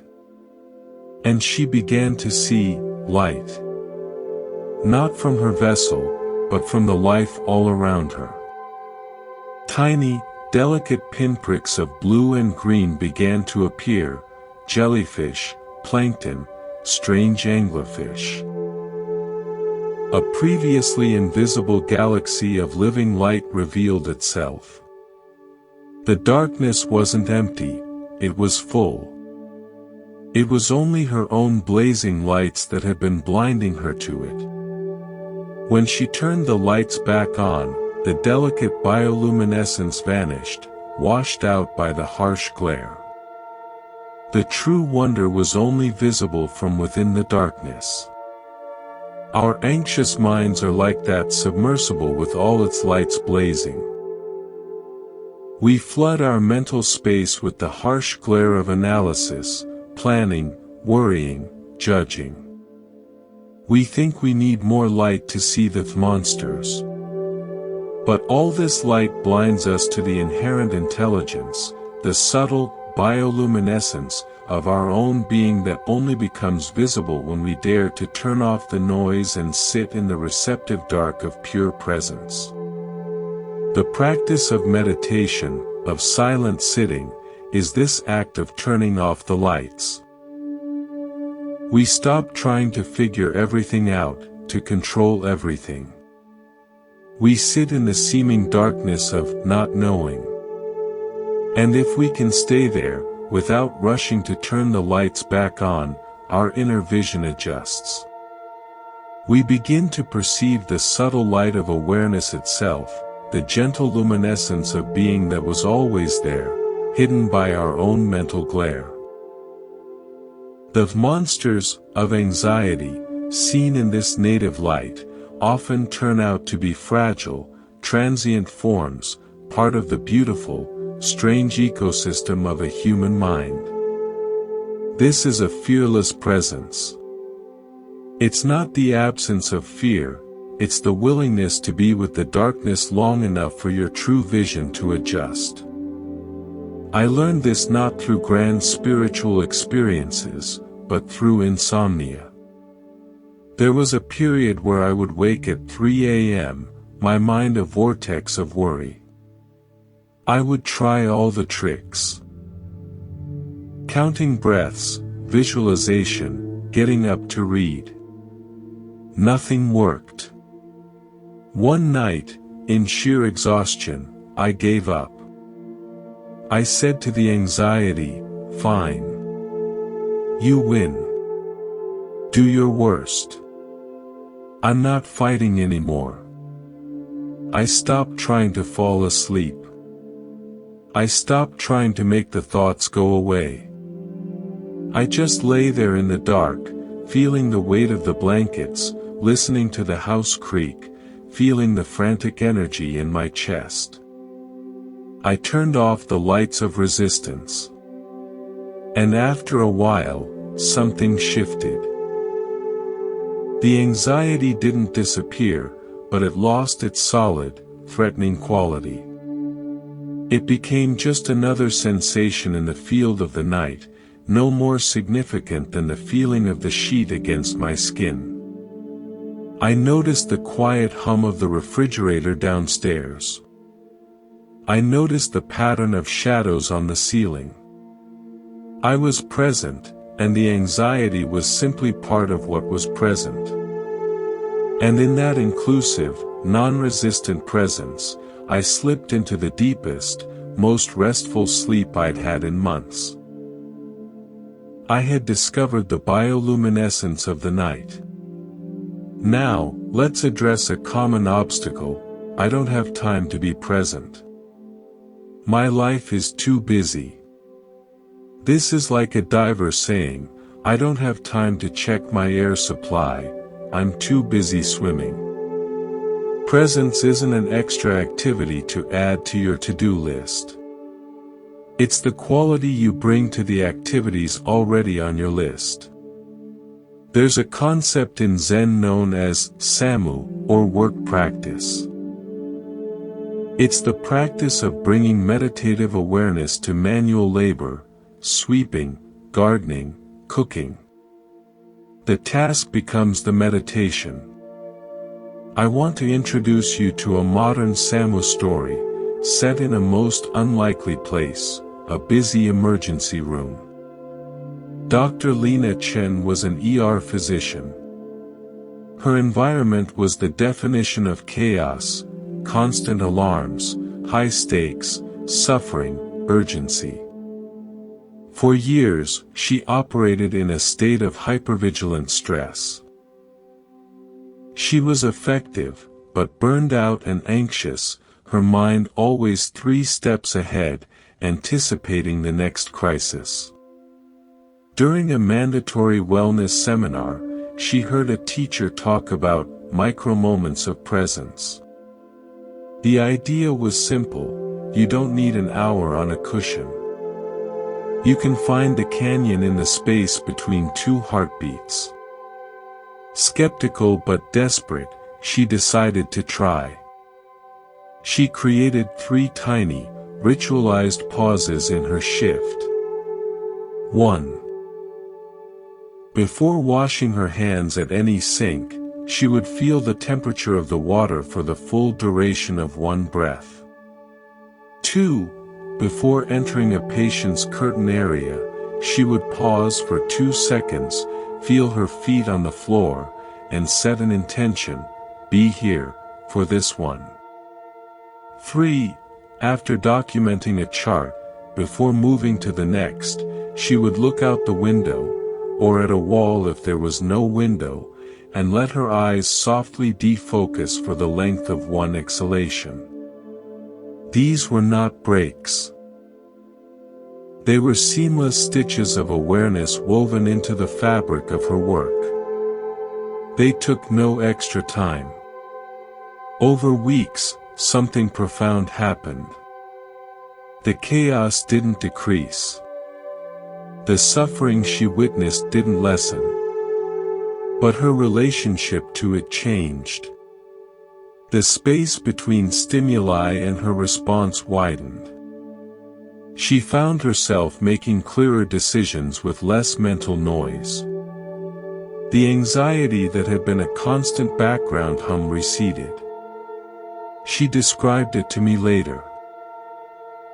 It was like I had been trying to drink from a fire hose. Those tiny pauses taught me I didn't need to drink the whole hose. I could just let the water flow past, and take a single, clear sip when I needed to act. The rest was just noise. She had discovered that presence is not the opposite of action, it is the foundation of wise action. Her Samu was medicine itself, performed with a tranquil hand. This leads us to a crucial point about presence and control. Anxiety is often rooted in a deep craving for control, over outcomes, over other people's perceptions, over our own feelings. Presence is the practice of shifting from controlling the content of life to being in relationship with the process of life. Imagine you are learning to surf. You cannot control the ocean. You cannot command the waves to be a certain size or shape. If you try to control the wave, you will be crushed. The skill of surfing is about relationship. You learn to read the wave, to feel its energy, to position yourself, and then to yield to its power, making small adjustments to stay in the sweet spot where the wave's energy carries you. You are in a dynamic, respectful dance with a force much larger than yourself. Anxiety is the mindset of trying to control the ocean. Presence is the skill of surfing. It doesn't guarantee you won't wipe out. But it changes the activity from a terrifying battle into an engaging, sometimes joyful, dance with the uncontrollable. The practice, then, is to ask in moments of anxiety, right now, what am I trying to control that is not mine to control? Is it another person's reaction? A future outcome? The eradication of an uncomfortable feeling? See if you can feel that gripping, controlling energy in your body. And then, see if you can soften it by just 1 degree.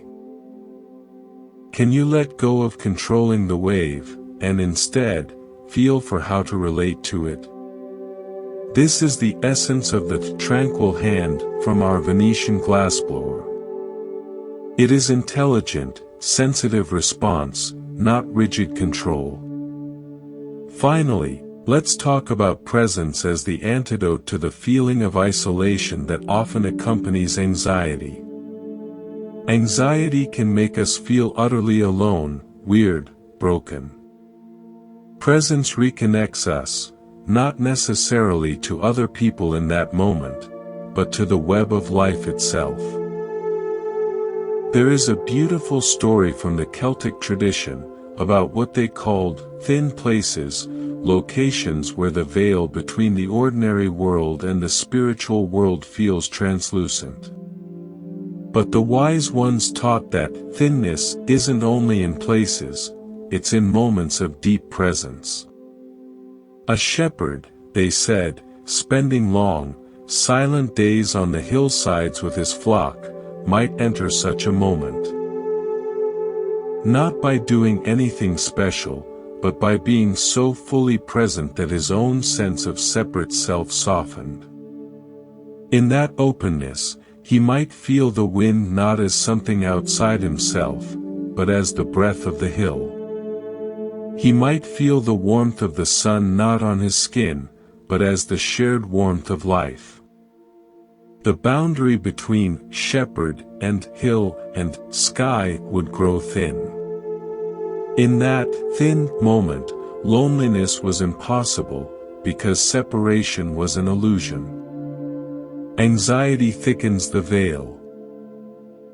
It builds walls of thought between us and our experience. It says, I am here, alone, with my terrible problem. Presence thins the veil. When you are fully present with the taste of an apple, where is the boundary between you and the taste?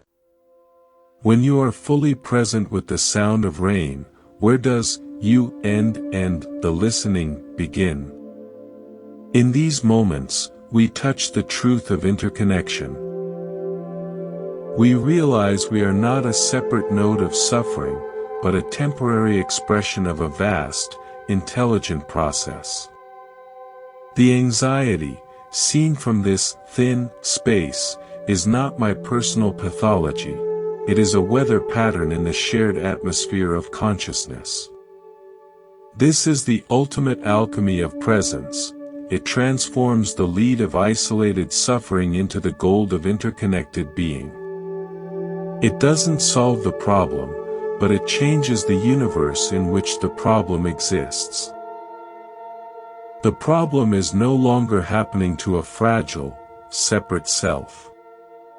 It is happening within the boundless, resilient space of awareness itself. So tonight, or tomorrow, when you feel the familiar grip, remember the canyon, not the river. Remember to turn off your mental lights and let your inner vision adjust. Find your micro moment, 1 breath at a sink, 2 seconds at a doorway. Feel for the controlling grip, and soften it. You are not trying to stop the ocean. You are learning the ancient, graceful art of surfing the waves of your own existence. And in that learning, you may just find that what you feared as darkness was actually full of a guiding, gentle light you never knew was there. We now arrive at one of the most liberating and challenging truths: everything changes. This isn't just philosophy, it's the fundamental architecture of reality, from the quantum fluctuations in atoms to the birth and death of galaxies. And when we truly understand impermanence not as a threat but as the very nature of existence, anxiety loses its claim to permanence. Let me share a story from the edge of the world, where change is the only constant. In the Faroe Islands, between Iceland and Norway, there's a village built on a narrow strip of land between a mountain and the raging North Atlantic. The houses are painted bright colors, reds, blues, yellows, as if defying the gray skies. The people there have a saying: "The storm that sinks one boat carries another to shore." They don't mean this cruelly. They mean that the forces of change are impersonal. The same wave that brings destruction to your door might wash up timber tomorrow to repair your roof. An elder fisherman once told me, "We don't curse the storm for being a storm. We learn to read the water." The anxiety you speak of, that's your internal storm. You're cursing the weather inside your own skull. But it's just weather. It has a beginning, a middle, and an end. The problem isn't the storm. The problem is that you've built your house on the belief that the weather should be calm forever. This is the profound shift, moving from resisting change to understanding its rhythm. In neuroscience, this relates to the concept of neuroplasticity, the brain's ability to reorganize itself. The neural pathways of anxiety are not fixed. They are streams carved by repeated thoughts, and they can be redirected. The very fact you can feel anxious proves your brain can generate that state. The converse is also true, it can generate calm.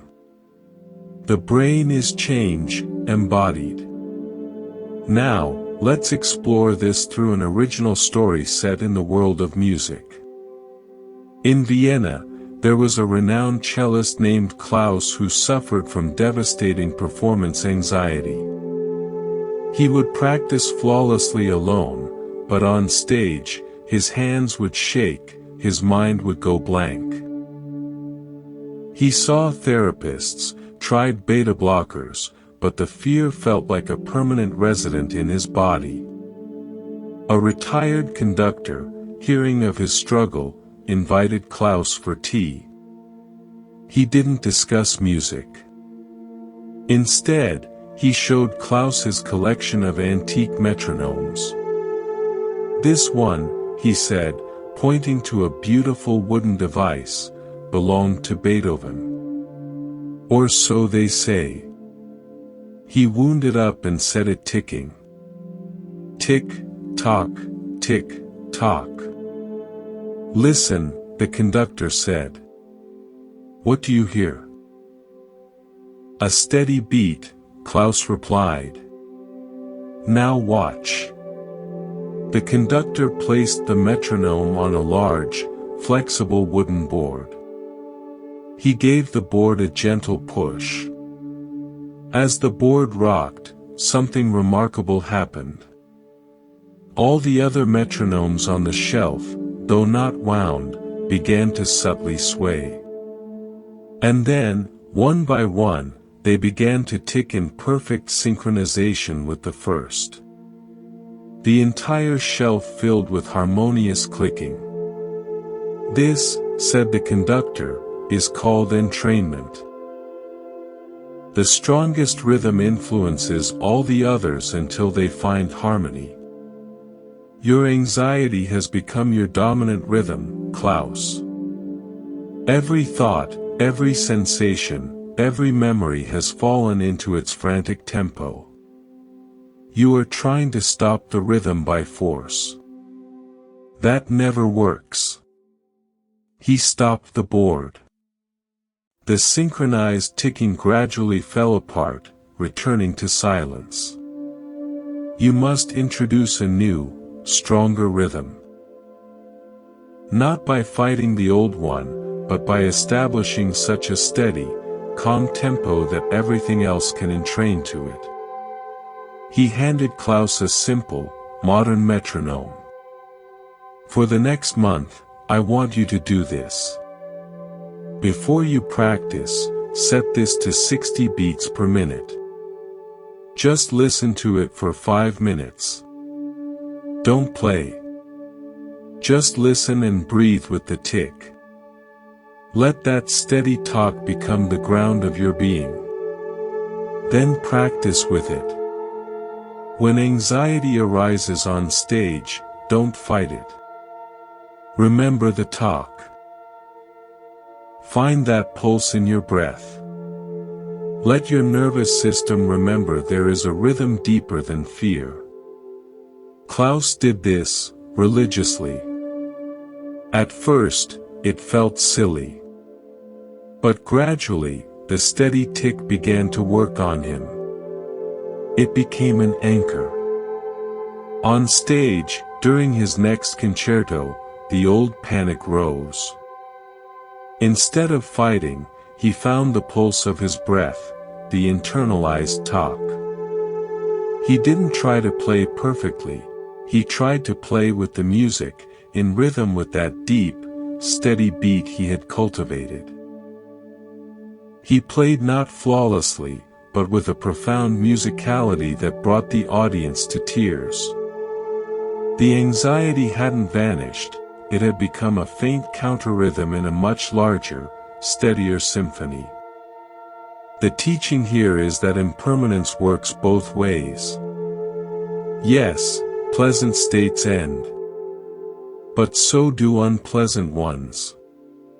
The anxious rhythm is not permanent unless you continually reinforce it. By consistently introducing a rhythm of presence, through breath, through mantra, through mindful routine, you allow your entire system to entrain to a new, more peaceful frequency. You aren't killing the old rhythm, you're offering a better one to follow. Now, let's look at this through the lens of a scientific phenomenon, the half-life of emotions. Research in effective neuroscience suggests that an emotional response, if not reignited by continued thought, naturally decays. The body's chemical cascade, adrenaline, cortisol, has a lifespan measured in minutes, not hours. The physiological basis of a panic attack typically lasts between 20 and 30 minutes. What extends it is the mental narrative, this is terrible. It's getting worse. What if it never stops? That's the second arrow, reigniting the physiological response, creating a loop. Understanding the half-life of emotion is like knowing the storm has a duration. You can say to yourself, "This is a 30-minute biochemical event. My job is not to stop it, but to create conditions for it to complete its cycle without adding more fuel." You ride the wave, knowing it has a crest and will inevitably subside.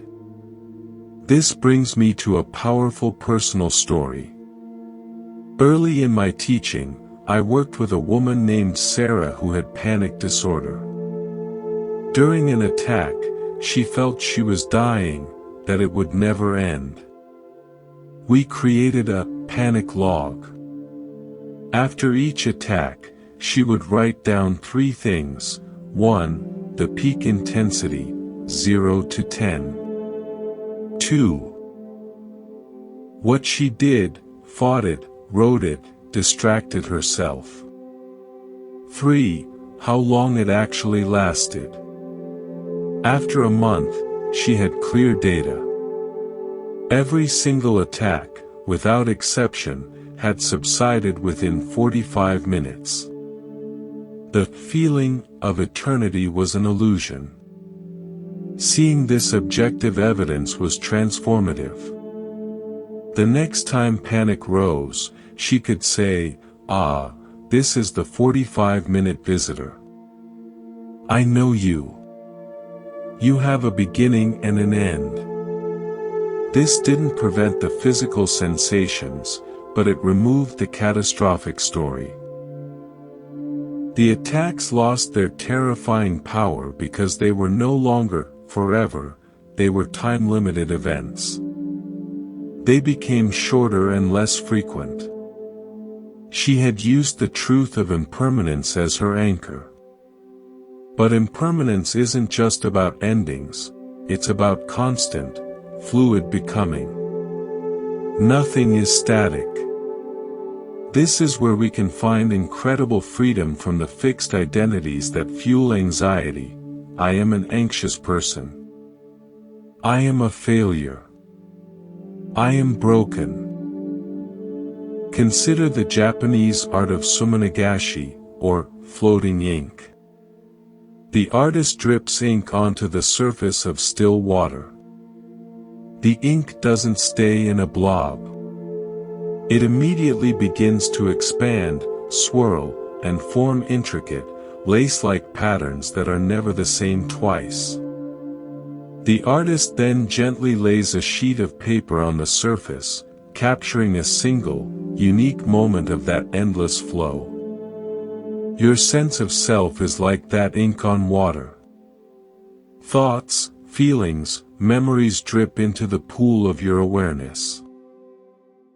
They don't define the water, they are temporary patterns forming on its surface. The anxiety is a dark, concentrated swirl. Happiness is a brighter, expansive bloom. But they are both just patterns in the medium. The paper of our identity, however, often snatches only the darkest swirl and declares, "This is the true picture. This is me." The practice is to identify less with the specific pattern, the anxious swirl, and more with the water itself, the aware space that holds all patterns. You are not the ink blot of anxiety. You are the water on which it floats, shifts, and will inevitably dissolve. Now, let's apply this to a very modern source of anxiety: digital life and information overload. We live in a world of endless updates, notifications, and streams of content. This creates a profound sense of impermanence and FOMO, fear of missing out, that can be deeply unsettling. But we can reframe this using an ancient metaphor from the Silk Road. Imagine you are a keeper of a caravanserai, a large inn with a central courtyard where trading caravans would stop along the Silk Road. Every day, new caravans arrive. They come from the east with silks and spices. From the west with glassware and ideas. They are noisy, colorful, demanding. They fill the courtyard with their goods, their animals, their stories. Your job as keeper is not to own every caravan. Not to buy every spice. Not to follow every caravan to its destination. Your job is to maintain the courtyard. To provide water. To ensure safety. To let the caravans come, rest, trade, and go. Your mind is the caravanserai. Thoughts, emails, news alerts, social media updates, they are the caravans. They arrive unannounced. They demand attention. They bring exciting news and alarming rumors. Anxiety arises when you, the keeper, try to own every caravan. You jump onto a caravan of worry and let it carry you away into the desert of what if. You try to stop certain caravans from leaving, clinging to pleasant thoughts. The courtyard becomes chaotic, and you are exhausted. The practice is to remember your role.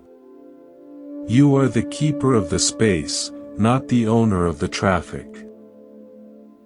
When an anxious thought caravan arrives, you note, a caravan of worry has arrived. You provide it the space of awareness, the courtyard. You don't have to board it. You don't have to believe all its goods are real.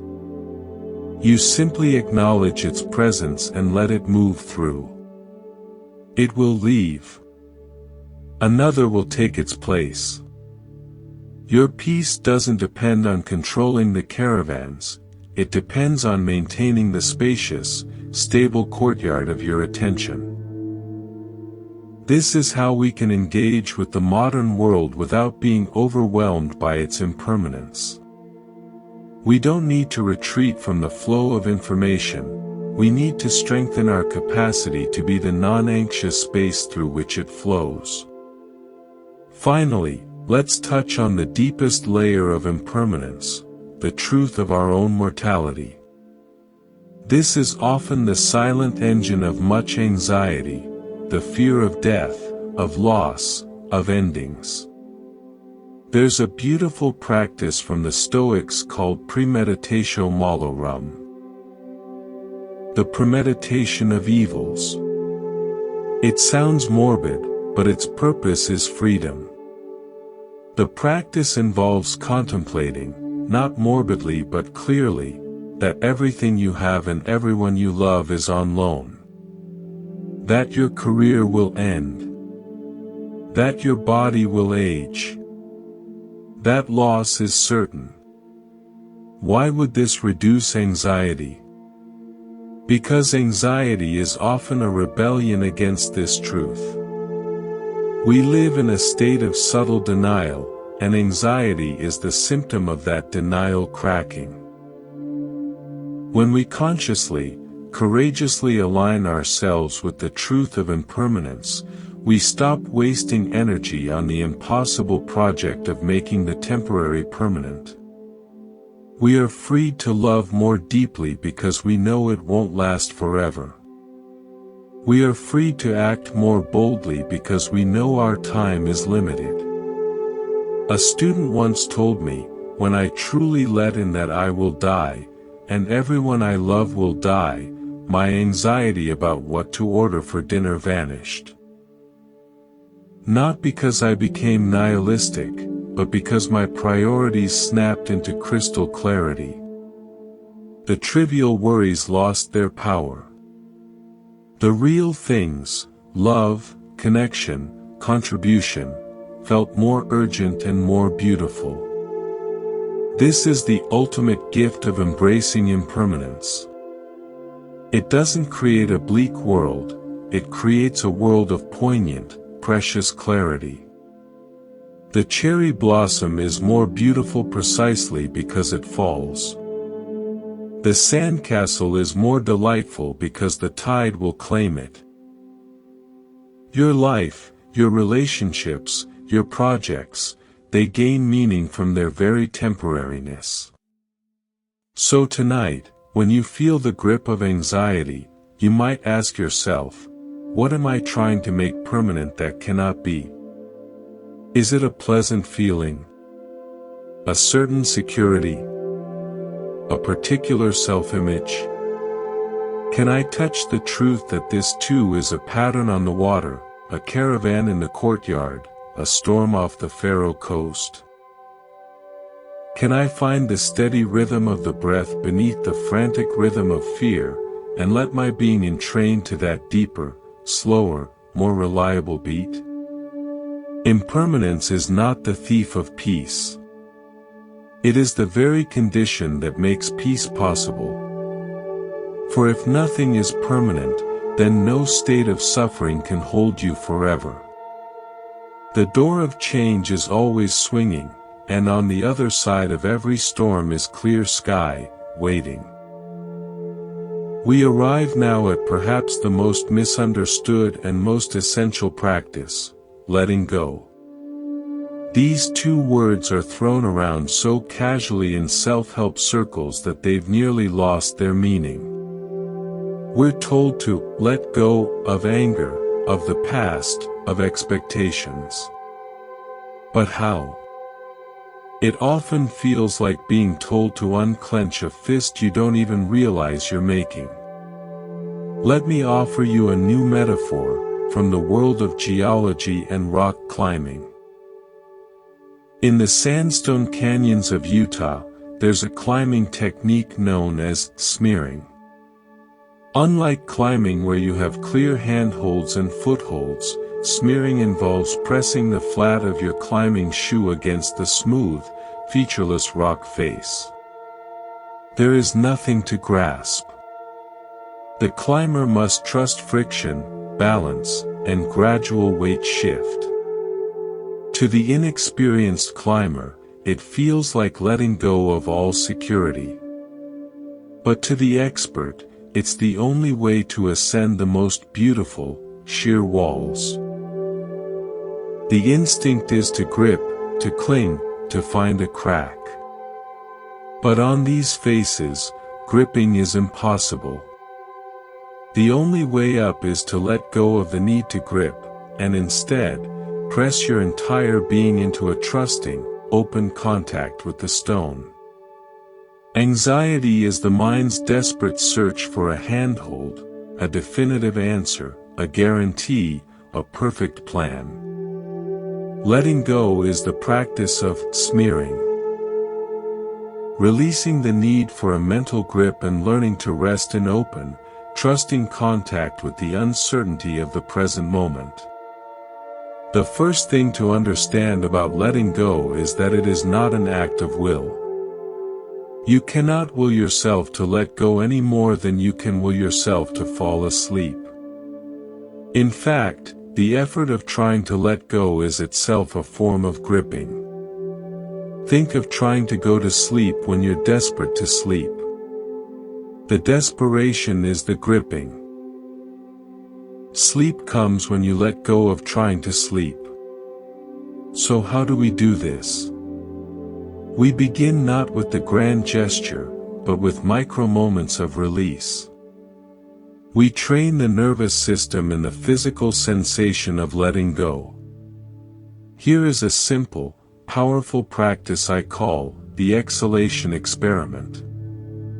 For the next minute, pay attention only to your exhalations. Don't control them. Just notice them. With each out-breath, feel a subtle, natural release. A letting go of air, of tension, of effort. The breath lets go on its own. You don't have to force it. Your job is simply to notice the innate intelligence of the body that already knows how to release. Anxiety lives in the held inhalation, the bracing. Peace is in the surrendered exhalation. Spend 1 minute just being a witness to your body's innate wisdom of letting go. This isn't a technique to stop anxiety, it's a reacquaintance with your own natural capacity for release. Now, an original story from the art of falconry, which holds deep lessons about the relationship between holding and freedom. In medieval Persia, a young prince was given a magnificent saker falcon. He loved the bird but kept it tethered to a golden perch in his chamber, fearing it would fly away. The falcon, a creature of the open sky, grew listless and dull. Its feathers lost their luster. The prince was distressed and sought the counsel of an old falconer who lived in the hills. The old man visited the palace, looked at the bird, and said, "You are keeping a shadow. The essence of a falcon is not in its feathers or its beak, but in its flight. By holding it, you have lost it. But if I release it, it will leave me forever," the prince protested. The falconer shook his head. "You do not understand the bond. A trained falcon does not stay because it is held. It returns because it is fed, because there is trust. The tether does not create loyalty. It creates resentment. Cut the leash. Feed it from your own hand. Then, open the window." With great trepidation, the prince did as instructed. He cut the tether, offered the bird meat from his palm, and then opened the large window to the sky. The falcon looked at the open air, then at the prince's hand. It hopped onto the windowsill, paused, and launched into the sky. The prince's heart sank. But the next morning, as he sat by the window, a shadow passed over him. The falcon returned, landing gracefully on the sill. It had come back, not because it had to, but because it chose to. The old falconer said, "Now you have a falcon. Before, you only had a prisoner." Letting go did not lose you the bird, it allowed the bird to become what it truly was, and in doing so, it allowed you to have a real relationship with it. Our minds are like that falcon. We tether our thoughts with worry, trying to keep them under control, fearing what will happen if we let them be free.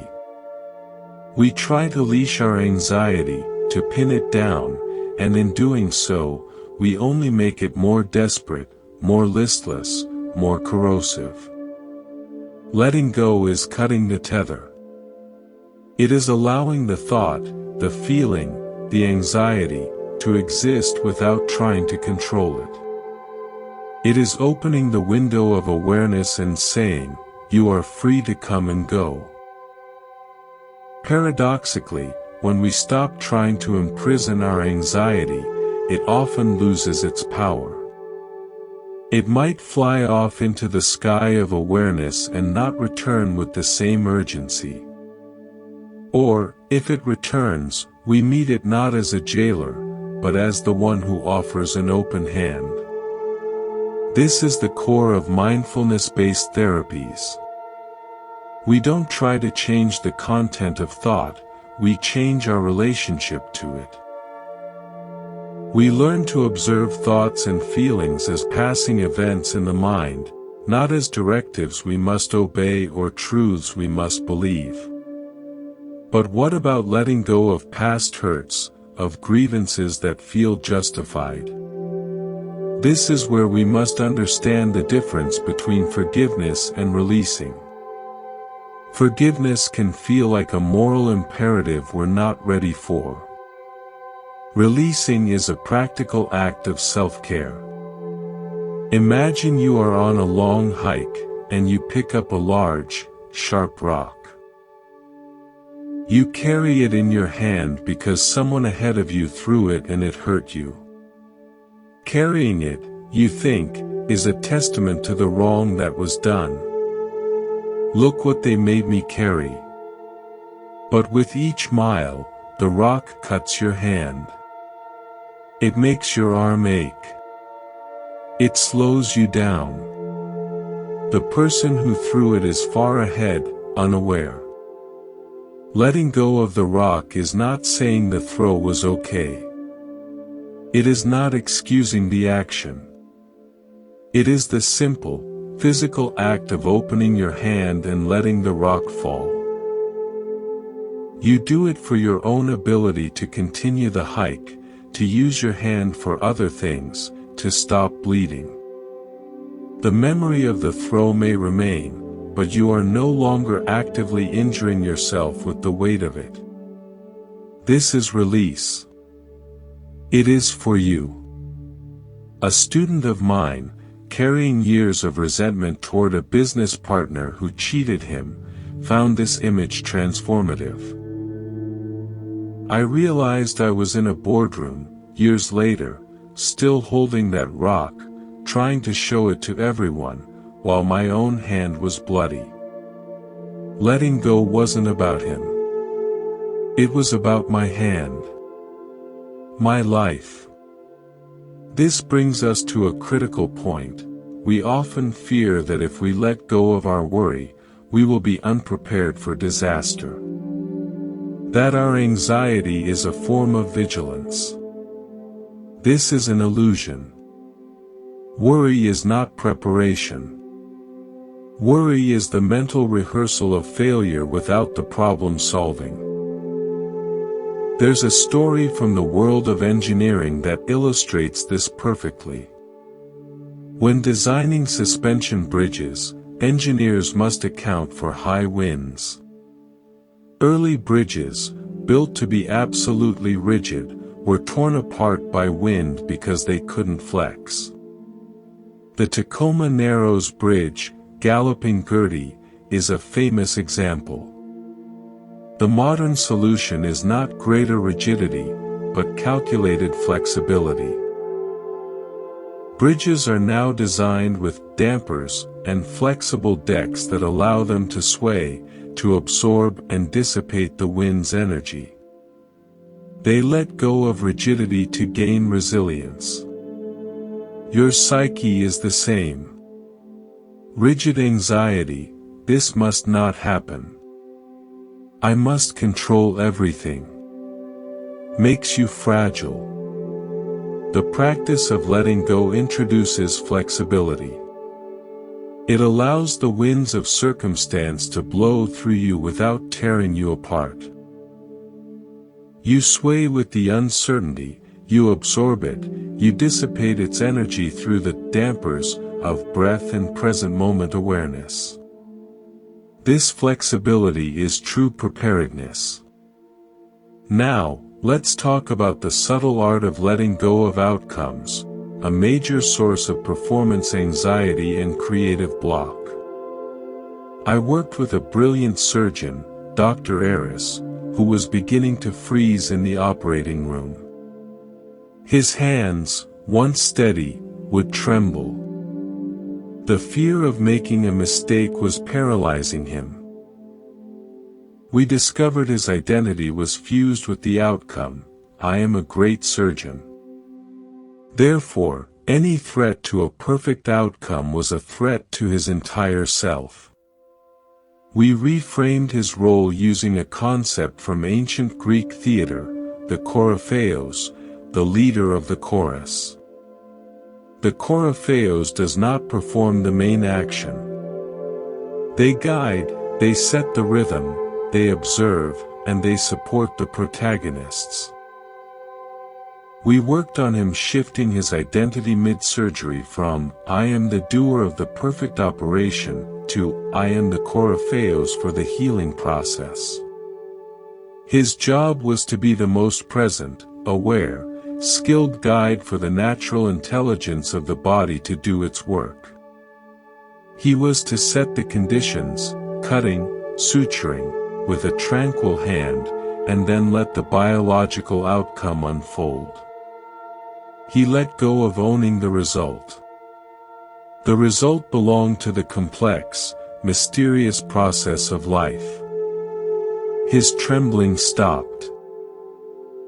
His focus shifted from a future perfect outcome to the present moment choreography of his hands. He reported not only better outcomes but a return of the joy he'd once felt in his work. He had let go of the statue of the great surgeon and embraced the flowing river of being a healing presence. Finally, we must address the deepest let go of all, the letting go of the separate self. Much of our anxiety is the fear of this self, this story of me, being damaged, humiliated, or annihilated. There is a beautiful metaphor from oceanography. When a wave forms in the ocean, it seems for a moment to be a distinct, separate entity. It has a beginning, a crest, a name, that big one. It can crash against the shore with tremendous force. But what is a wave? It is not a separate thing. It is a behavior of the ocean. It is water, temporarily organized by energy. The wave's self is an illusion of form. Eventually, it subsides back into the sea from which it never truly left. Your anxious self, the one that feels separate, fragile, under threat, is like that wave. It feels solid and real. But it is a temporary pattern in the ocean of awareness. Letting go isn't about destroying the wave, it's about recognizing its true nature as water. When you feel acute anxiety, you can inquire, who is anxious? Look for the separate self that is under threat. You won't find a solid thing. You'll find a cluster of thoughts, I can't handle this, sensations, tight chest. And emotions, fear. But you won't find a commander in the center. You'll find the awareness that is aware of all these components. That awareness is like the ocean, vast, deep, and not threatened by the temporary storm on its surface. This is not a one-time realization. It's a daily, momentary practice. When anxiety arises, instead of saying, I am anxious, experiment with saying, there is anxiety here. Create a slight grammatical distance. Then feel into the space around the anxiety. The awareness that holds it. Rest as that awareness. In doing so, you are letting go of identifying as the wave and resting as the ocean. Letting go, then, is the ultimate homecoming. It is not losing yourself, it is losing the cramped, fearful story of a separate self and returning to your true nature as open, aware space. It is cutting the falcon's tether so it can reveal its true nature as a creature of the sky. It is the smearing climber trusting the friction of the present moment more than the illusion of a handhold. It is the bridge swaying in the wind, flexible and strong. So tonight, begin with the exhalation. Notice the letting go that is already happening in your body millions of times a day. Trust that intelligence. You already know how to let go. You've just been taught to cling. Remember the falcon. Remember the wave. And in moments of grip, ask gently, what would it feel like to smear? To trust the face of this moment, even without a hold. You might just find that the wall you've been clinging to is the very thing that can set you free. We turn now to the very instrument of our experience, attention itself. Anxiety is not just a feeling, it is a specific configuration of attention, a narrowing, a fixation, a looping. To understand this is to gain the master key. Where you place your attention determines the world you inhabit. Imagine two architects given the same city block. One focuses only on the cracked pavement, the rusted fences, the peeling paint. The other notices the sunlight filtering through the trees, the unique pattern of bricks on an old building, the laughter from an open window. They inhabit different worlds, though the physical space is identical. Your attention is that architect. Anxiety is the habit of designing your inner world with a fixation on cracks and rust. Let's begin with a story from the science of perception, from the cockpit of a World War II aircraft. During the war, psychologists studied why experienced pilots sometimes failed to see enemy planes right in front of them, leading to catastrophic accidents. They discovered a phenomenon called inattentional blindness. The pilot's attention was so intensely focused on their instrument panels, on scanning for specific threats in their peripheral vision, that they became blind to objects directly in their central visual field. Their attention had created a tunnel, and outside that tunnel, reality ceased to exist. Anxiety creates profound inattentional blindness. It fixes your mental gaze on the threat instrument panel, the worried thought, the physical sensation of panic, the memory of past failure. In doing so, it makes you blind to the rest of your reality, the steady support of the chair, the birds singing outside, the simple fact of being alive and breathing. Your world shrinks to the size of the perceived threat. The practice, then, is to widen the aperture of attention. Not to deny the threat, but to see it within a larger context. This is where a simple technique for mindfulness, called noting, becomes powerful. When you notice anxiety, instead of being sucked into the tunnel, you softly note, tightening, thinking, fearing. This simple labeling creates a microdistance. It turns the anxiety from a world you are in to an object you are observing. You have just widened the aperture to include the one who observes. You are no longer the pilot staring only at the threat panel, you are the awareness that contains both the panel and the entire sky.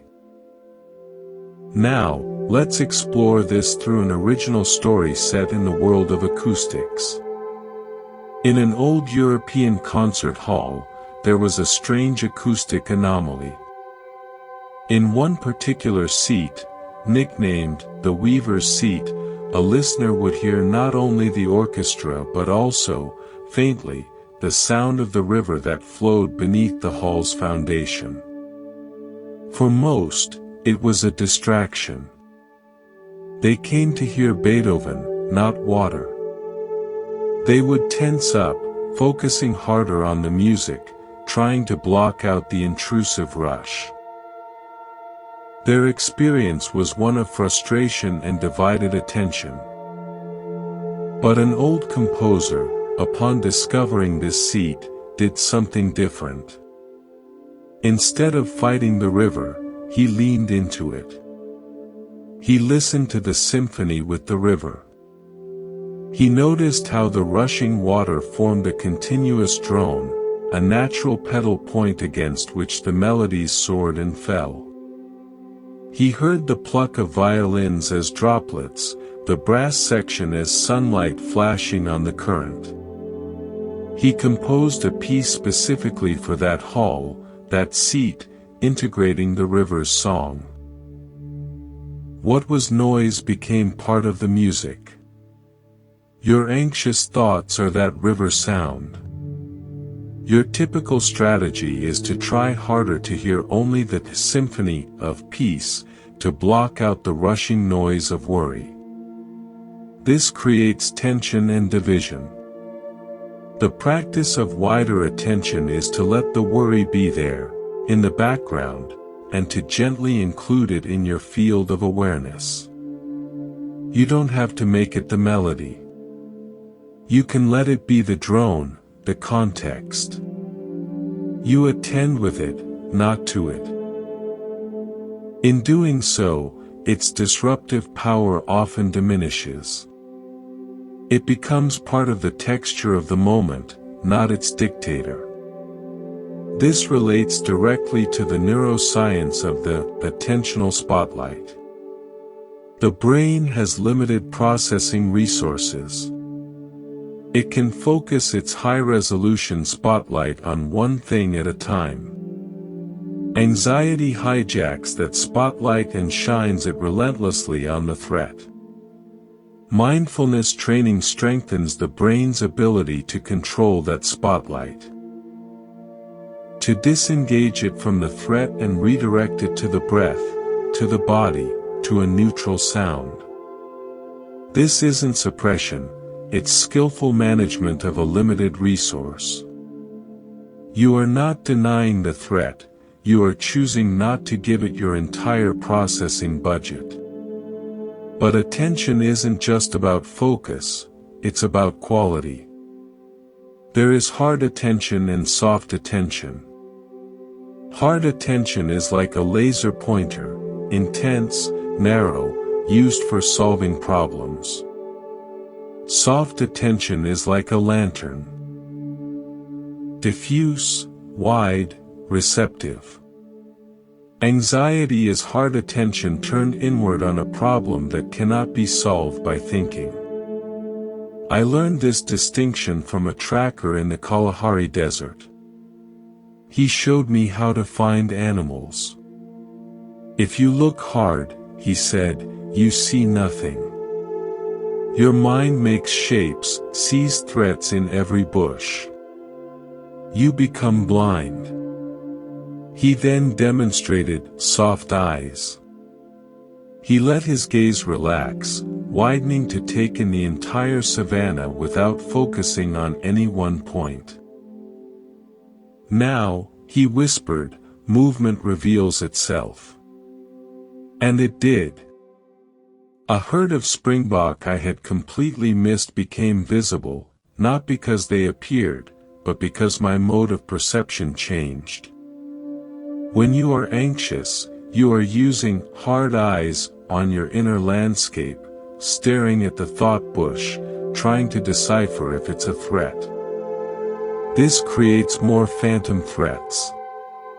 The practice is to adopt soft eyes internally. Let your awareness become a lantern, softly illuminating the whole field of your experience, the breath, the body sounds, the thoughts passing through, the emotions, all held in a wide, gentle field. In this soft awareness, the anxious thought loses its sharp, menacing edges. It becomes just one more movement in the vast savanna of your mind. Now, let's apply this to a modern plague, digital distraction and the fragmentation of attention. Our devices are engineered to capture and splinter our attention, creating a state of chronic, low-grade anxiety known as continuous partial attention. We feel busy but ineffective, connected but lonely. There is an antidote from an ancient tradition, the monastic practice of lectio divina, or divine reading. It wasn't about consuming information. It was about savoring a single phrase, a single word, allowing it to resonate through one's entire being. The attention was deep, slow, and unitary. We can create a secular version, unit asking. Choose one mundane activity today: drinking a cup of tea, walking to your car, washing a single dish. For the duration of that activity, let your attention be whole. If your mind splinters away, gently return it to the sensations of that one task. You are not doing this to be efficient. You are doing it to heal your attention. You are stitching together the fragmented spotlight into a unified lantern. Each time you do this, you are building neural pathways for sustained, peaceful attention, directly countering the anxiety of fragmentation. Finally, we must speak of the most subtle object of attention: awareness itself. Usually, we pay attention to things. We rarely pay attention to the fact of paying attention. This is like being fascinated by the images on a TV screen but never noticing the screen itself. There is a beautiful practice called resting as awareness. You start by paying attention to an object, the breath. Then, you shift your attention to the feeling of paying attention. What does it feel like to be aware? Don't try to describe it conceptually. Feel the space-like, knowing quality itself. Then, see if you can let go of attending to any object, and simply rest as that knowing space. Anxiety, when it arises in this context, is like a cloud moving through the sky of your awareness. You don't have to attend to the cloud. You can rest as the sky that knows the cloud. This is the ultimate architecture of peaceful attention, attention turned back upon its source. When you do this, even briefly, you discover that what you fundamentally are is not the anxious content, but the aware space that is never anxious. This is the true homecoming of attention. So tonight, experiment with being the architect of your inner world. Notice when your attention has become a narrow tunnel, fixed on a threat. Gently widen the aperture. Note the thought, then include the breath. Try soft eyes internally. In a moment of distraction, choose one thing and give it your whole attention, mending the fragmentation. And perhaps, for just a breath or two, turn attention upon itself. Rest as the knowing. In doing so, you are not just managing anxiety, you are rediscovering the vast, peaceful landscape that was there all along, waiting for your attention to finally settle and see it. We have journeyed through the mind, through attention, through time. But we have neglected the most immediate, honest, and wise teacher we always have with us, the physical body. Anxiety is not a purely mental event. It is a full-bodied symphony, or cacophony, of sensation. To ignore the body is to try to understand a storm by reading about clouds while standing in the rain. We must learn the language of sensation. Let me begin with a story from the world of equine therapy, where the body's intelligence is paramount. At a ranch that specialized in healing veterans with PTSD, there was a horse named Chief. Chief was sensitive, refusing to be ridden by anyone in a state of internal agitation. A veteran named Marcus, plagued by hypervigilance and panic, was assigned to work with him. The instructor gave simple directions: lead Chief from this corral to that pasture. Don't think about it. Just walk. Marcus, full of military precision, strode forward, tugging the lead rope. Chief planted his feet and refused to move. Marcus pulled harder. The horse snorted and stepped back. Frustrated, Marcus turned to the instructor, who said, "Chief isn't responding to your commands. He's responding to your body. Your breath is held high in your chest. Your shoulders are at your ears. Your walk is a march. To him, you are a predator, all threat and no presence. You must breathe down into your belly. Let your shoulders soften. Let your walk become a stroll. He needs to feel a companion, not a commander." Marcus, desperate to succeed, closed his eyes. He felt the familiar armor of tension he carried. He consciously exhaled, letting his breath drop. He imagined his feet sinking into the earth. He softened his grip on the rope. When he opened his eyes and took a step, it was different. Chief's ears twitched forward. Marcus took another soft step. Chief took a step with him. They walked, slowly, together, to the pasture. Afterward, the instructor said, "Your mind can lie to you. It can say you're fine when you're not. Your body never lies. And other living beings, horses, dogs, even other people, read your body long before they hear your words. Your anxiety is a body story first. Chief taught you to speak a different, calmer language with your flesh and breath. This is our entry point. Anxiety manifests as specific, tangible sensations. A clutch in the solar plexus. A buzzing in the limbs.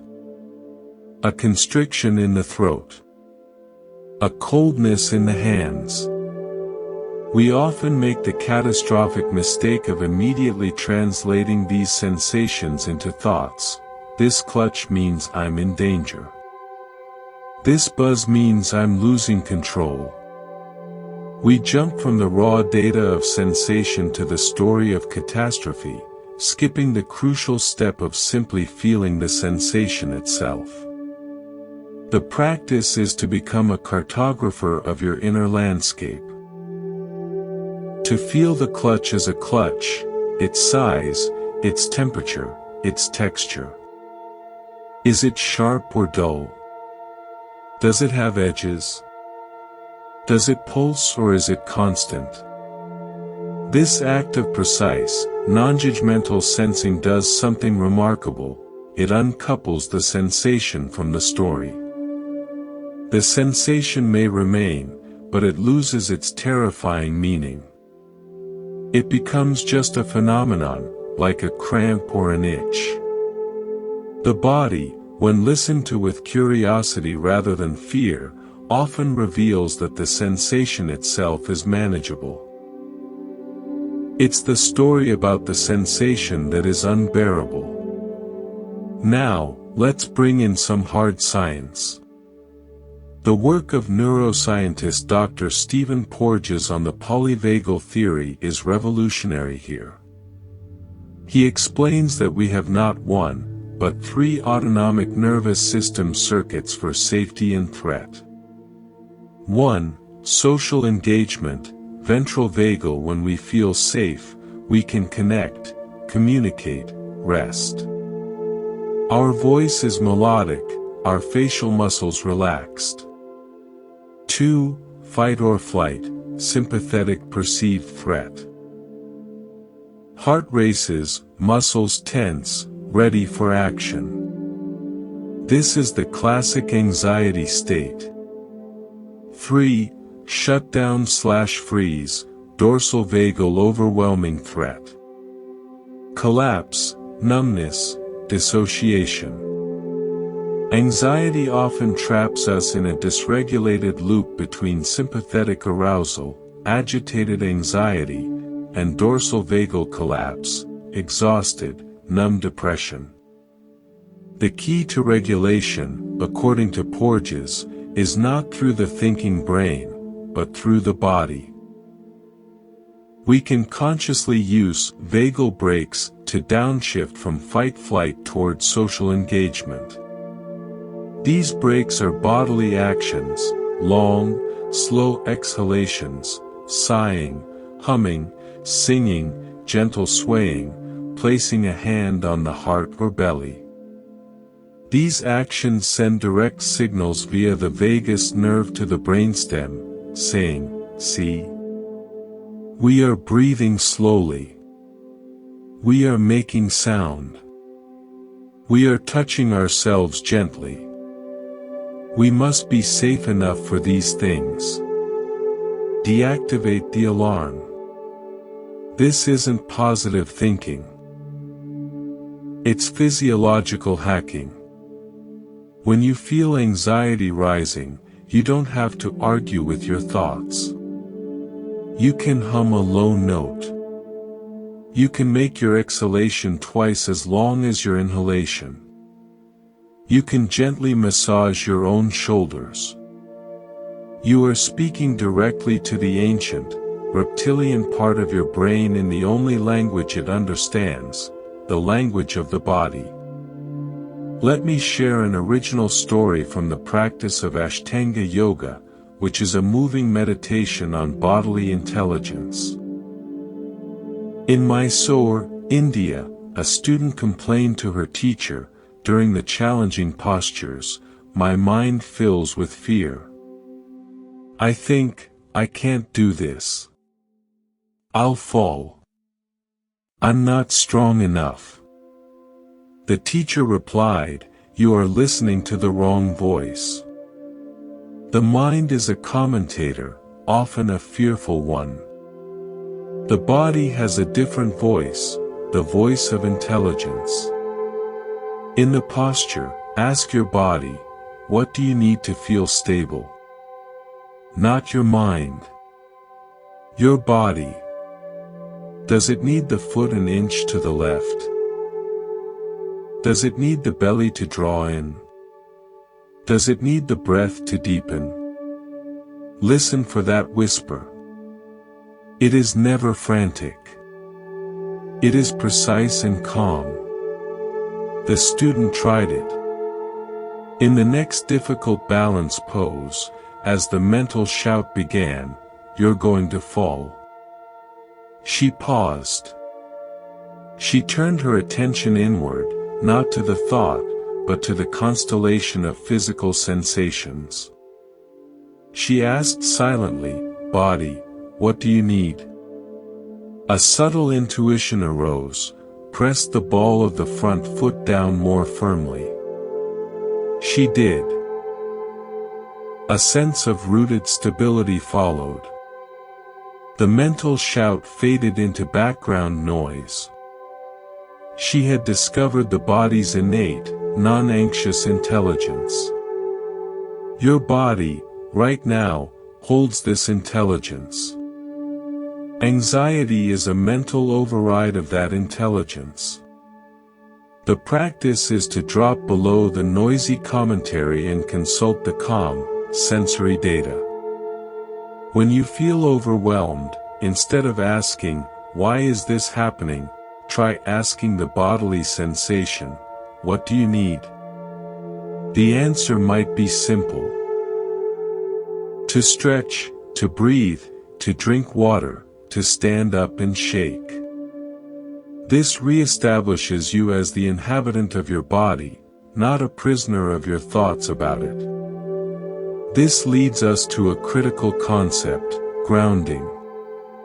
Anxiety is a disorienting, upward and outward pulling of energy. It lives in the head, in the future, in abstraction. Grounding is the conscious relocation of awareness downward and inward, into the body and the present. There is a powerful grounding technique used in trauma therapy called the 5, 4, 3, 2, 1 method. It works by gently but firmly redirecting your attention away from racing thoughts, and back to your senses, which are always anchored in the present moment. Here's how to practice it. First, look around you, and silently name 5 things you can see. Now, bring your awareness to your body, and name 4 things you can physically feel. The chair supporting your back. Your feet resting on the floor. The texture of your clothing. The air on your skin. Next, listen, and name 3 things you can hear. Then, notice 2 things you can smell, or if nothing is strong, 2 scents you remember clearly. And finally, become aware of 1 thing you can taste, right now. This isn't about distraction.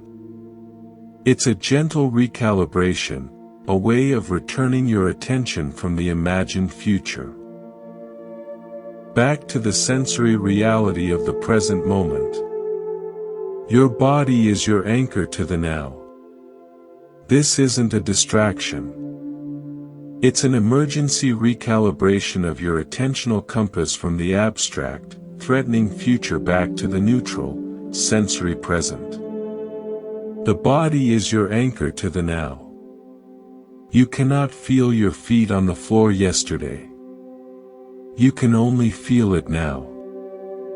Finally, we must address the body's role in storing past anxiety, what is sometimes called somatic memory. A current stressor can trigger not just a thought, but an entire bodily posture and physiology from a past trauma. You're not just anxious about the meeting, your body is reliving the felt sense of being shamed in the 3rd grade. For this, we turn to a story from the craft of pottery, specifically the repair of ancient vessels. In a museum conservation lab, a technician was restoring a 1,000-year-old amphora. It had been shattered. The typical approach was to use strong, rigid glue, making the seams obvious and leaving the vessel brittle. But this technician used the ancient Japanese method of kintsugi's lesser-known cousin, urushi lacquer repair. She used a flexible, plant-based lacquer, painstakingly fitting each piece. The repair was not meant to be invisible, but to allow the vessel to retain a slight flexibility. It could handle changes in temperature and humidity without rebreaking. More importantly, the vessel's history, its breakage, was integrated into its strength. Our bodies are like that shattered vessel. Past hurts, chronic anxiety, leave microfractures in our nervous system. The Western approach is often to try to glue ourselves back into a rigid picture of normal, with force of will, denying the cracks. This leaves us brittle. The somatic approach is more like urushi repair. We learn to feel the cracks, the places of chronic tension, the stored tremors. Not as enemies, but as part of our history. We bring a gentle, flexible awareness to them. We breathe into them. We might use touch or gentle movement. We don't try to make the crack disappear, we aim for integration and flexible strength. The memory may remain, but its charge is softened, held in the flexible lacquer of compassionate, bodily awareness. Your body, then, is not the source of your anxiety problem. It is the field where the problem manifests, and more importantly, it is the primary vehicle for its solution. It is the horse that teaches you about your own tension. It is the vagus nerve waiting for a slow exhale to press the brake. It is the intelligent whisper in the yoga pose. It is the ground beneath your feet in the 5, 4, 3, 2, 1 Exercise. It is the ancient vessel, capable of integrating its breaks into a story of resilient beauty. So tonight, when you feel the first flutter of unease, pause. Don't go to the thought. Go to the sensation. Be a cartographer. Feel its exact shape. Then, speak the body's language, sigh. Hum. Place a hand on your heart. Ask the sensation, what do you need? And listen for the calm, precise whisper that has been there all along, beneath the mental noise. Your body is your most faithful guide back home to the present, to safety, to yourself. We've traversed a wide landscape together. From the nature of thought to the wisdom of the body, from impermanence to the art of attention. Now we arrive at the most practical question: how do we integrate this into the fabric of a daily life that is messy, demanding, and often feels anything but peaceful? Wisdom without application is like a map you never unfold. Practice is the act of walking the territory. Let's begin with a crucial reframe: you do not need a perfect, silent hour on a cushion to cultivate peace. That is one beautiful path, but it is not the only path. Peace is cultivated in the interstices, in the in-between moments of an ordinary day. The goal is not to become a monk on a mountain, but to bring a monk's presence to the marketplace of your life. I recall a conversation with a single mother of 3 who worked 2 jobs. She told me, "I hear these teachings and they sound beautiful, but I don't have time to breathe, let alone meditate." Her life was the teaching. We didn't add a thing. Instead, we found the practice within her existing routines. Waiting for the kettle to boil, instead of scrolling, 30 seconds of feeling the feet on the floor, listening to the building hum. Stopped at a red light, a moment to soften the grip on the steering wheel, take one conscious breath, and look at the sky. Reading a bedtime story, letting her awareness rest in the sound of her own voice and the weight of her child against her, instead of planning tomorrow. These weren't added tasks, they were reframings of unavoidable moments. Within a month, she reported, "I'm not less busy, but I'm less harried." The spaces between the chaos have become little sanctuaries. She had discovered micromeditations, the art of converting lost moments into found presence. The principle here is what I call the 10% shift. You don't need to change 100% of your experience. Aim to change your relationship to 10% of it. If your day is a river of rushing thoughts, find one small eddy, the first sip of coffee, the walk from your car to the door, and be fully there. That 10% acts as a leaven, gradually changing the texture of the whole. Now, let's build a simple, resilient framework for daily integration. Think of it as a 3-legged stool.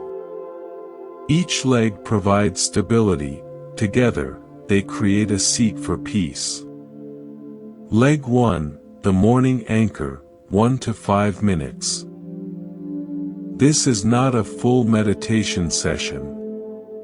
It's a deliberate setting of the inner compass. Upon waking, before reaching for your phone, take 1 minute in bed. Feel the body. Feel the breath. Set a simple intention. Not a goal like, be productive, but a quality like, curiosity, or gentleness. This plants a seed for the day. Leg 2, the check-in pause, 3x daily, 60 seconds each. Set a gentle alarm for 3 random times during your day. When it chimes, it's not a call to more doing. It's a call to a being break. Stop. Feel your feet. Take 3 breaths, feeling the full cycle of each. Ask, what is my experience in this moment? Just note it, without needing to change it. This is like hitting the reset button on your nervous system, pulling you out of autopilot. Leg 3, the evening review, 2 to 3 minutes. Before sleep, reflect on the day not in terms of achievements, but in terms of awareness. When was I most present today? When was I most lost in thought? No judgment. Just acknowledgement, like a scientist reviewing data. This reinforces the neural pathways of noticing. This tool is simple, doable, and powerful. It builds the muscle of mindfulness in the gym of your actual life. But what about when life delivers a true crisis, loss, illness, major failure? This is when theoretical peace meets the fire of reality. It's one thing to be present while drinking tea, it's another when the world is crumbling. For this, we need the concept of the wider container. In a storm, a small cup overflows instantly. A large basin holds the same rain with room to spare. During crisis, your identity can feel like that small cup, easily overwhelmed by the torrent of emotion. The practice is to consciously identify with a larger container. How? Through a practice of perspective.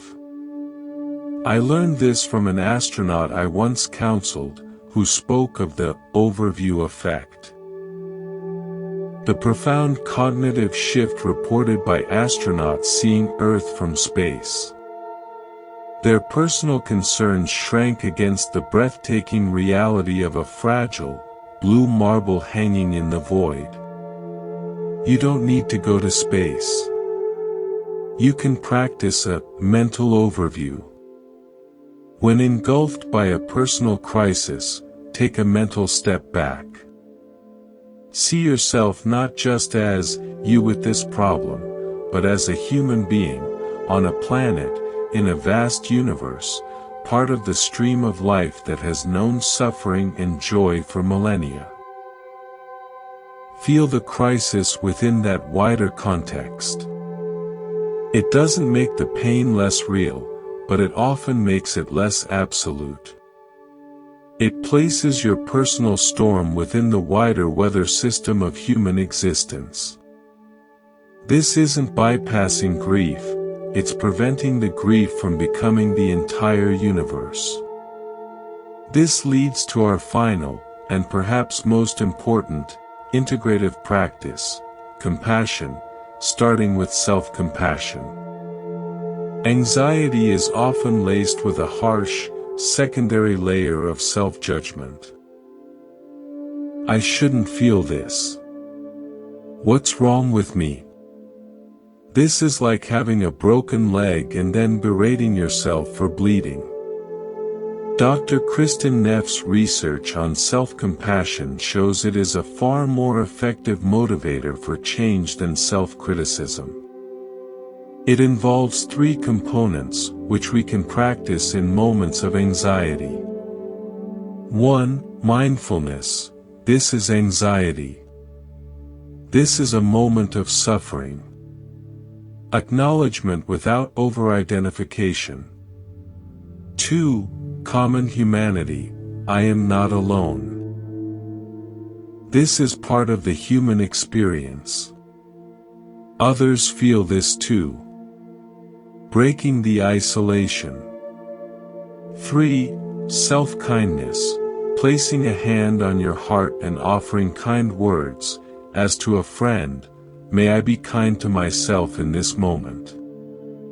May I give myself the compassion I need. This is not self-pity. It is a wise, protective stance. It soothes the threatened nervous system directly. When anxiety arises, experiment with this triad. It can de-escalate the internal war faster than any logic. Integration, then, is not about creating a separate, spiritual life. It is about infusing your actual life with these qualities: presence in the micro-moments, perspective in the storms, and compassion as your default response to your own fragility. You are not building a new house. You are learning to inhabit the house you already have with more wisdom, room by room, moment by moment. The journey we've shared is not about arriving at a destination called anxiety-free. It is about changing your relationship to the entire journey itself. It's about trading in the cramped, fearful map of the mind for the direct, spacious experience of the territory of your own life. You have all the tools: the tranquil hand, the bell in the fog, the canyon for the river, the rhythm of the breath, the wisdom of the body, the wide lens of perspective. Take what resonates. Leave what doesn't. Start small. Be gentle. The peace you seek is not in the cessation of the waves, but in learning the deep, quiet rhythm of the ocean that holds them all. And so we come to the end of our journey, and to the beginning of everything that matters. We have explored landscapes of the mind and body, navigated storms of emotion, and learned tools for finding calm. But there is one final truth, the simplest and most profound of all. Everything we have discussed, the thoughts, the anxieties, the practices, the stories, all of this is weather. It is the changing, moving, temporary expression of life. But you are not the weather. You are the sky. The sky holds all weather without being damaged by any of it. Storms rage, clouds obscure, lightning flashes, and then, it passes. The sky remains, vast, clear, unchanging. It was never harmed. It never became the storm. This is your true nature. Not the anxious thought, but the awareness that knows the thought. Not the clenched sensation, but the space that contains it. Not the story of a fragile self, but the silent, knowing presence that has been reading these words, feeling the breath, hearing the sounds in the room all along. All the practices, the breath, the listening, the noting, the compassion, are not about creating this sky. They are about clearing your gaze so you can recognize the sky that has always been here. They are like polishing a mirror covered in dust. You don't create the reflective quality, you simply remove what obscures it. So tonight, as we part ways, let this be your touchstone. When the familiar weather of anxiety returns, as it will, don't fight the storm. Don't even try to be the sky. Just remember, there is a sky. You can look past the clouds. You can feel the vast, open space behind the turbulence. Even a single, clear breath is a glimpse of that openness. You are already home. You have always been home. The peace you sought was never somewhere else. It is the very essence of the one who is seeking. Thank you for walking this path with me at Monk's Temple. Carry this knowing gently. Be a light unto yourself. The sky is always with you. Rest now. Be at peace.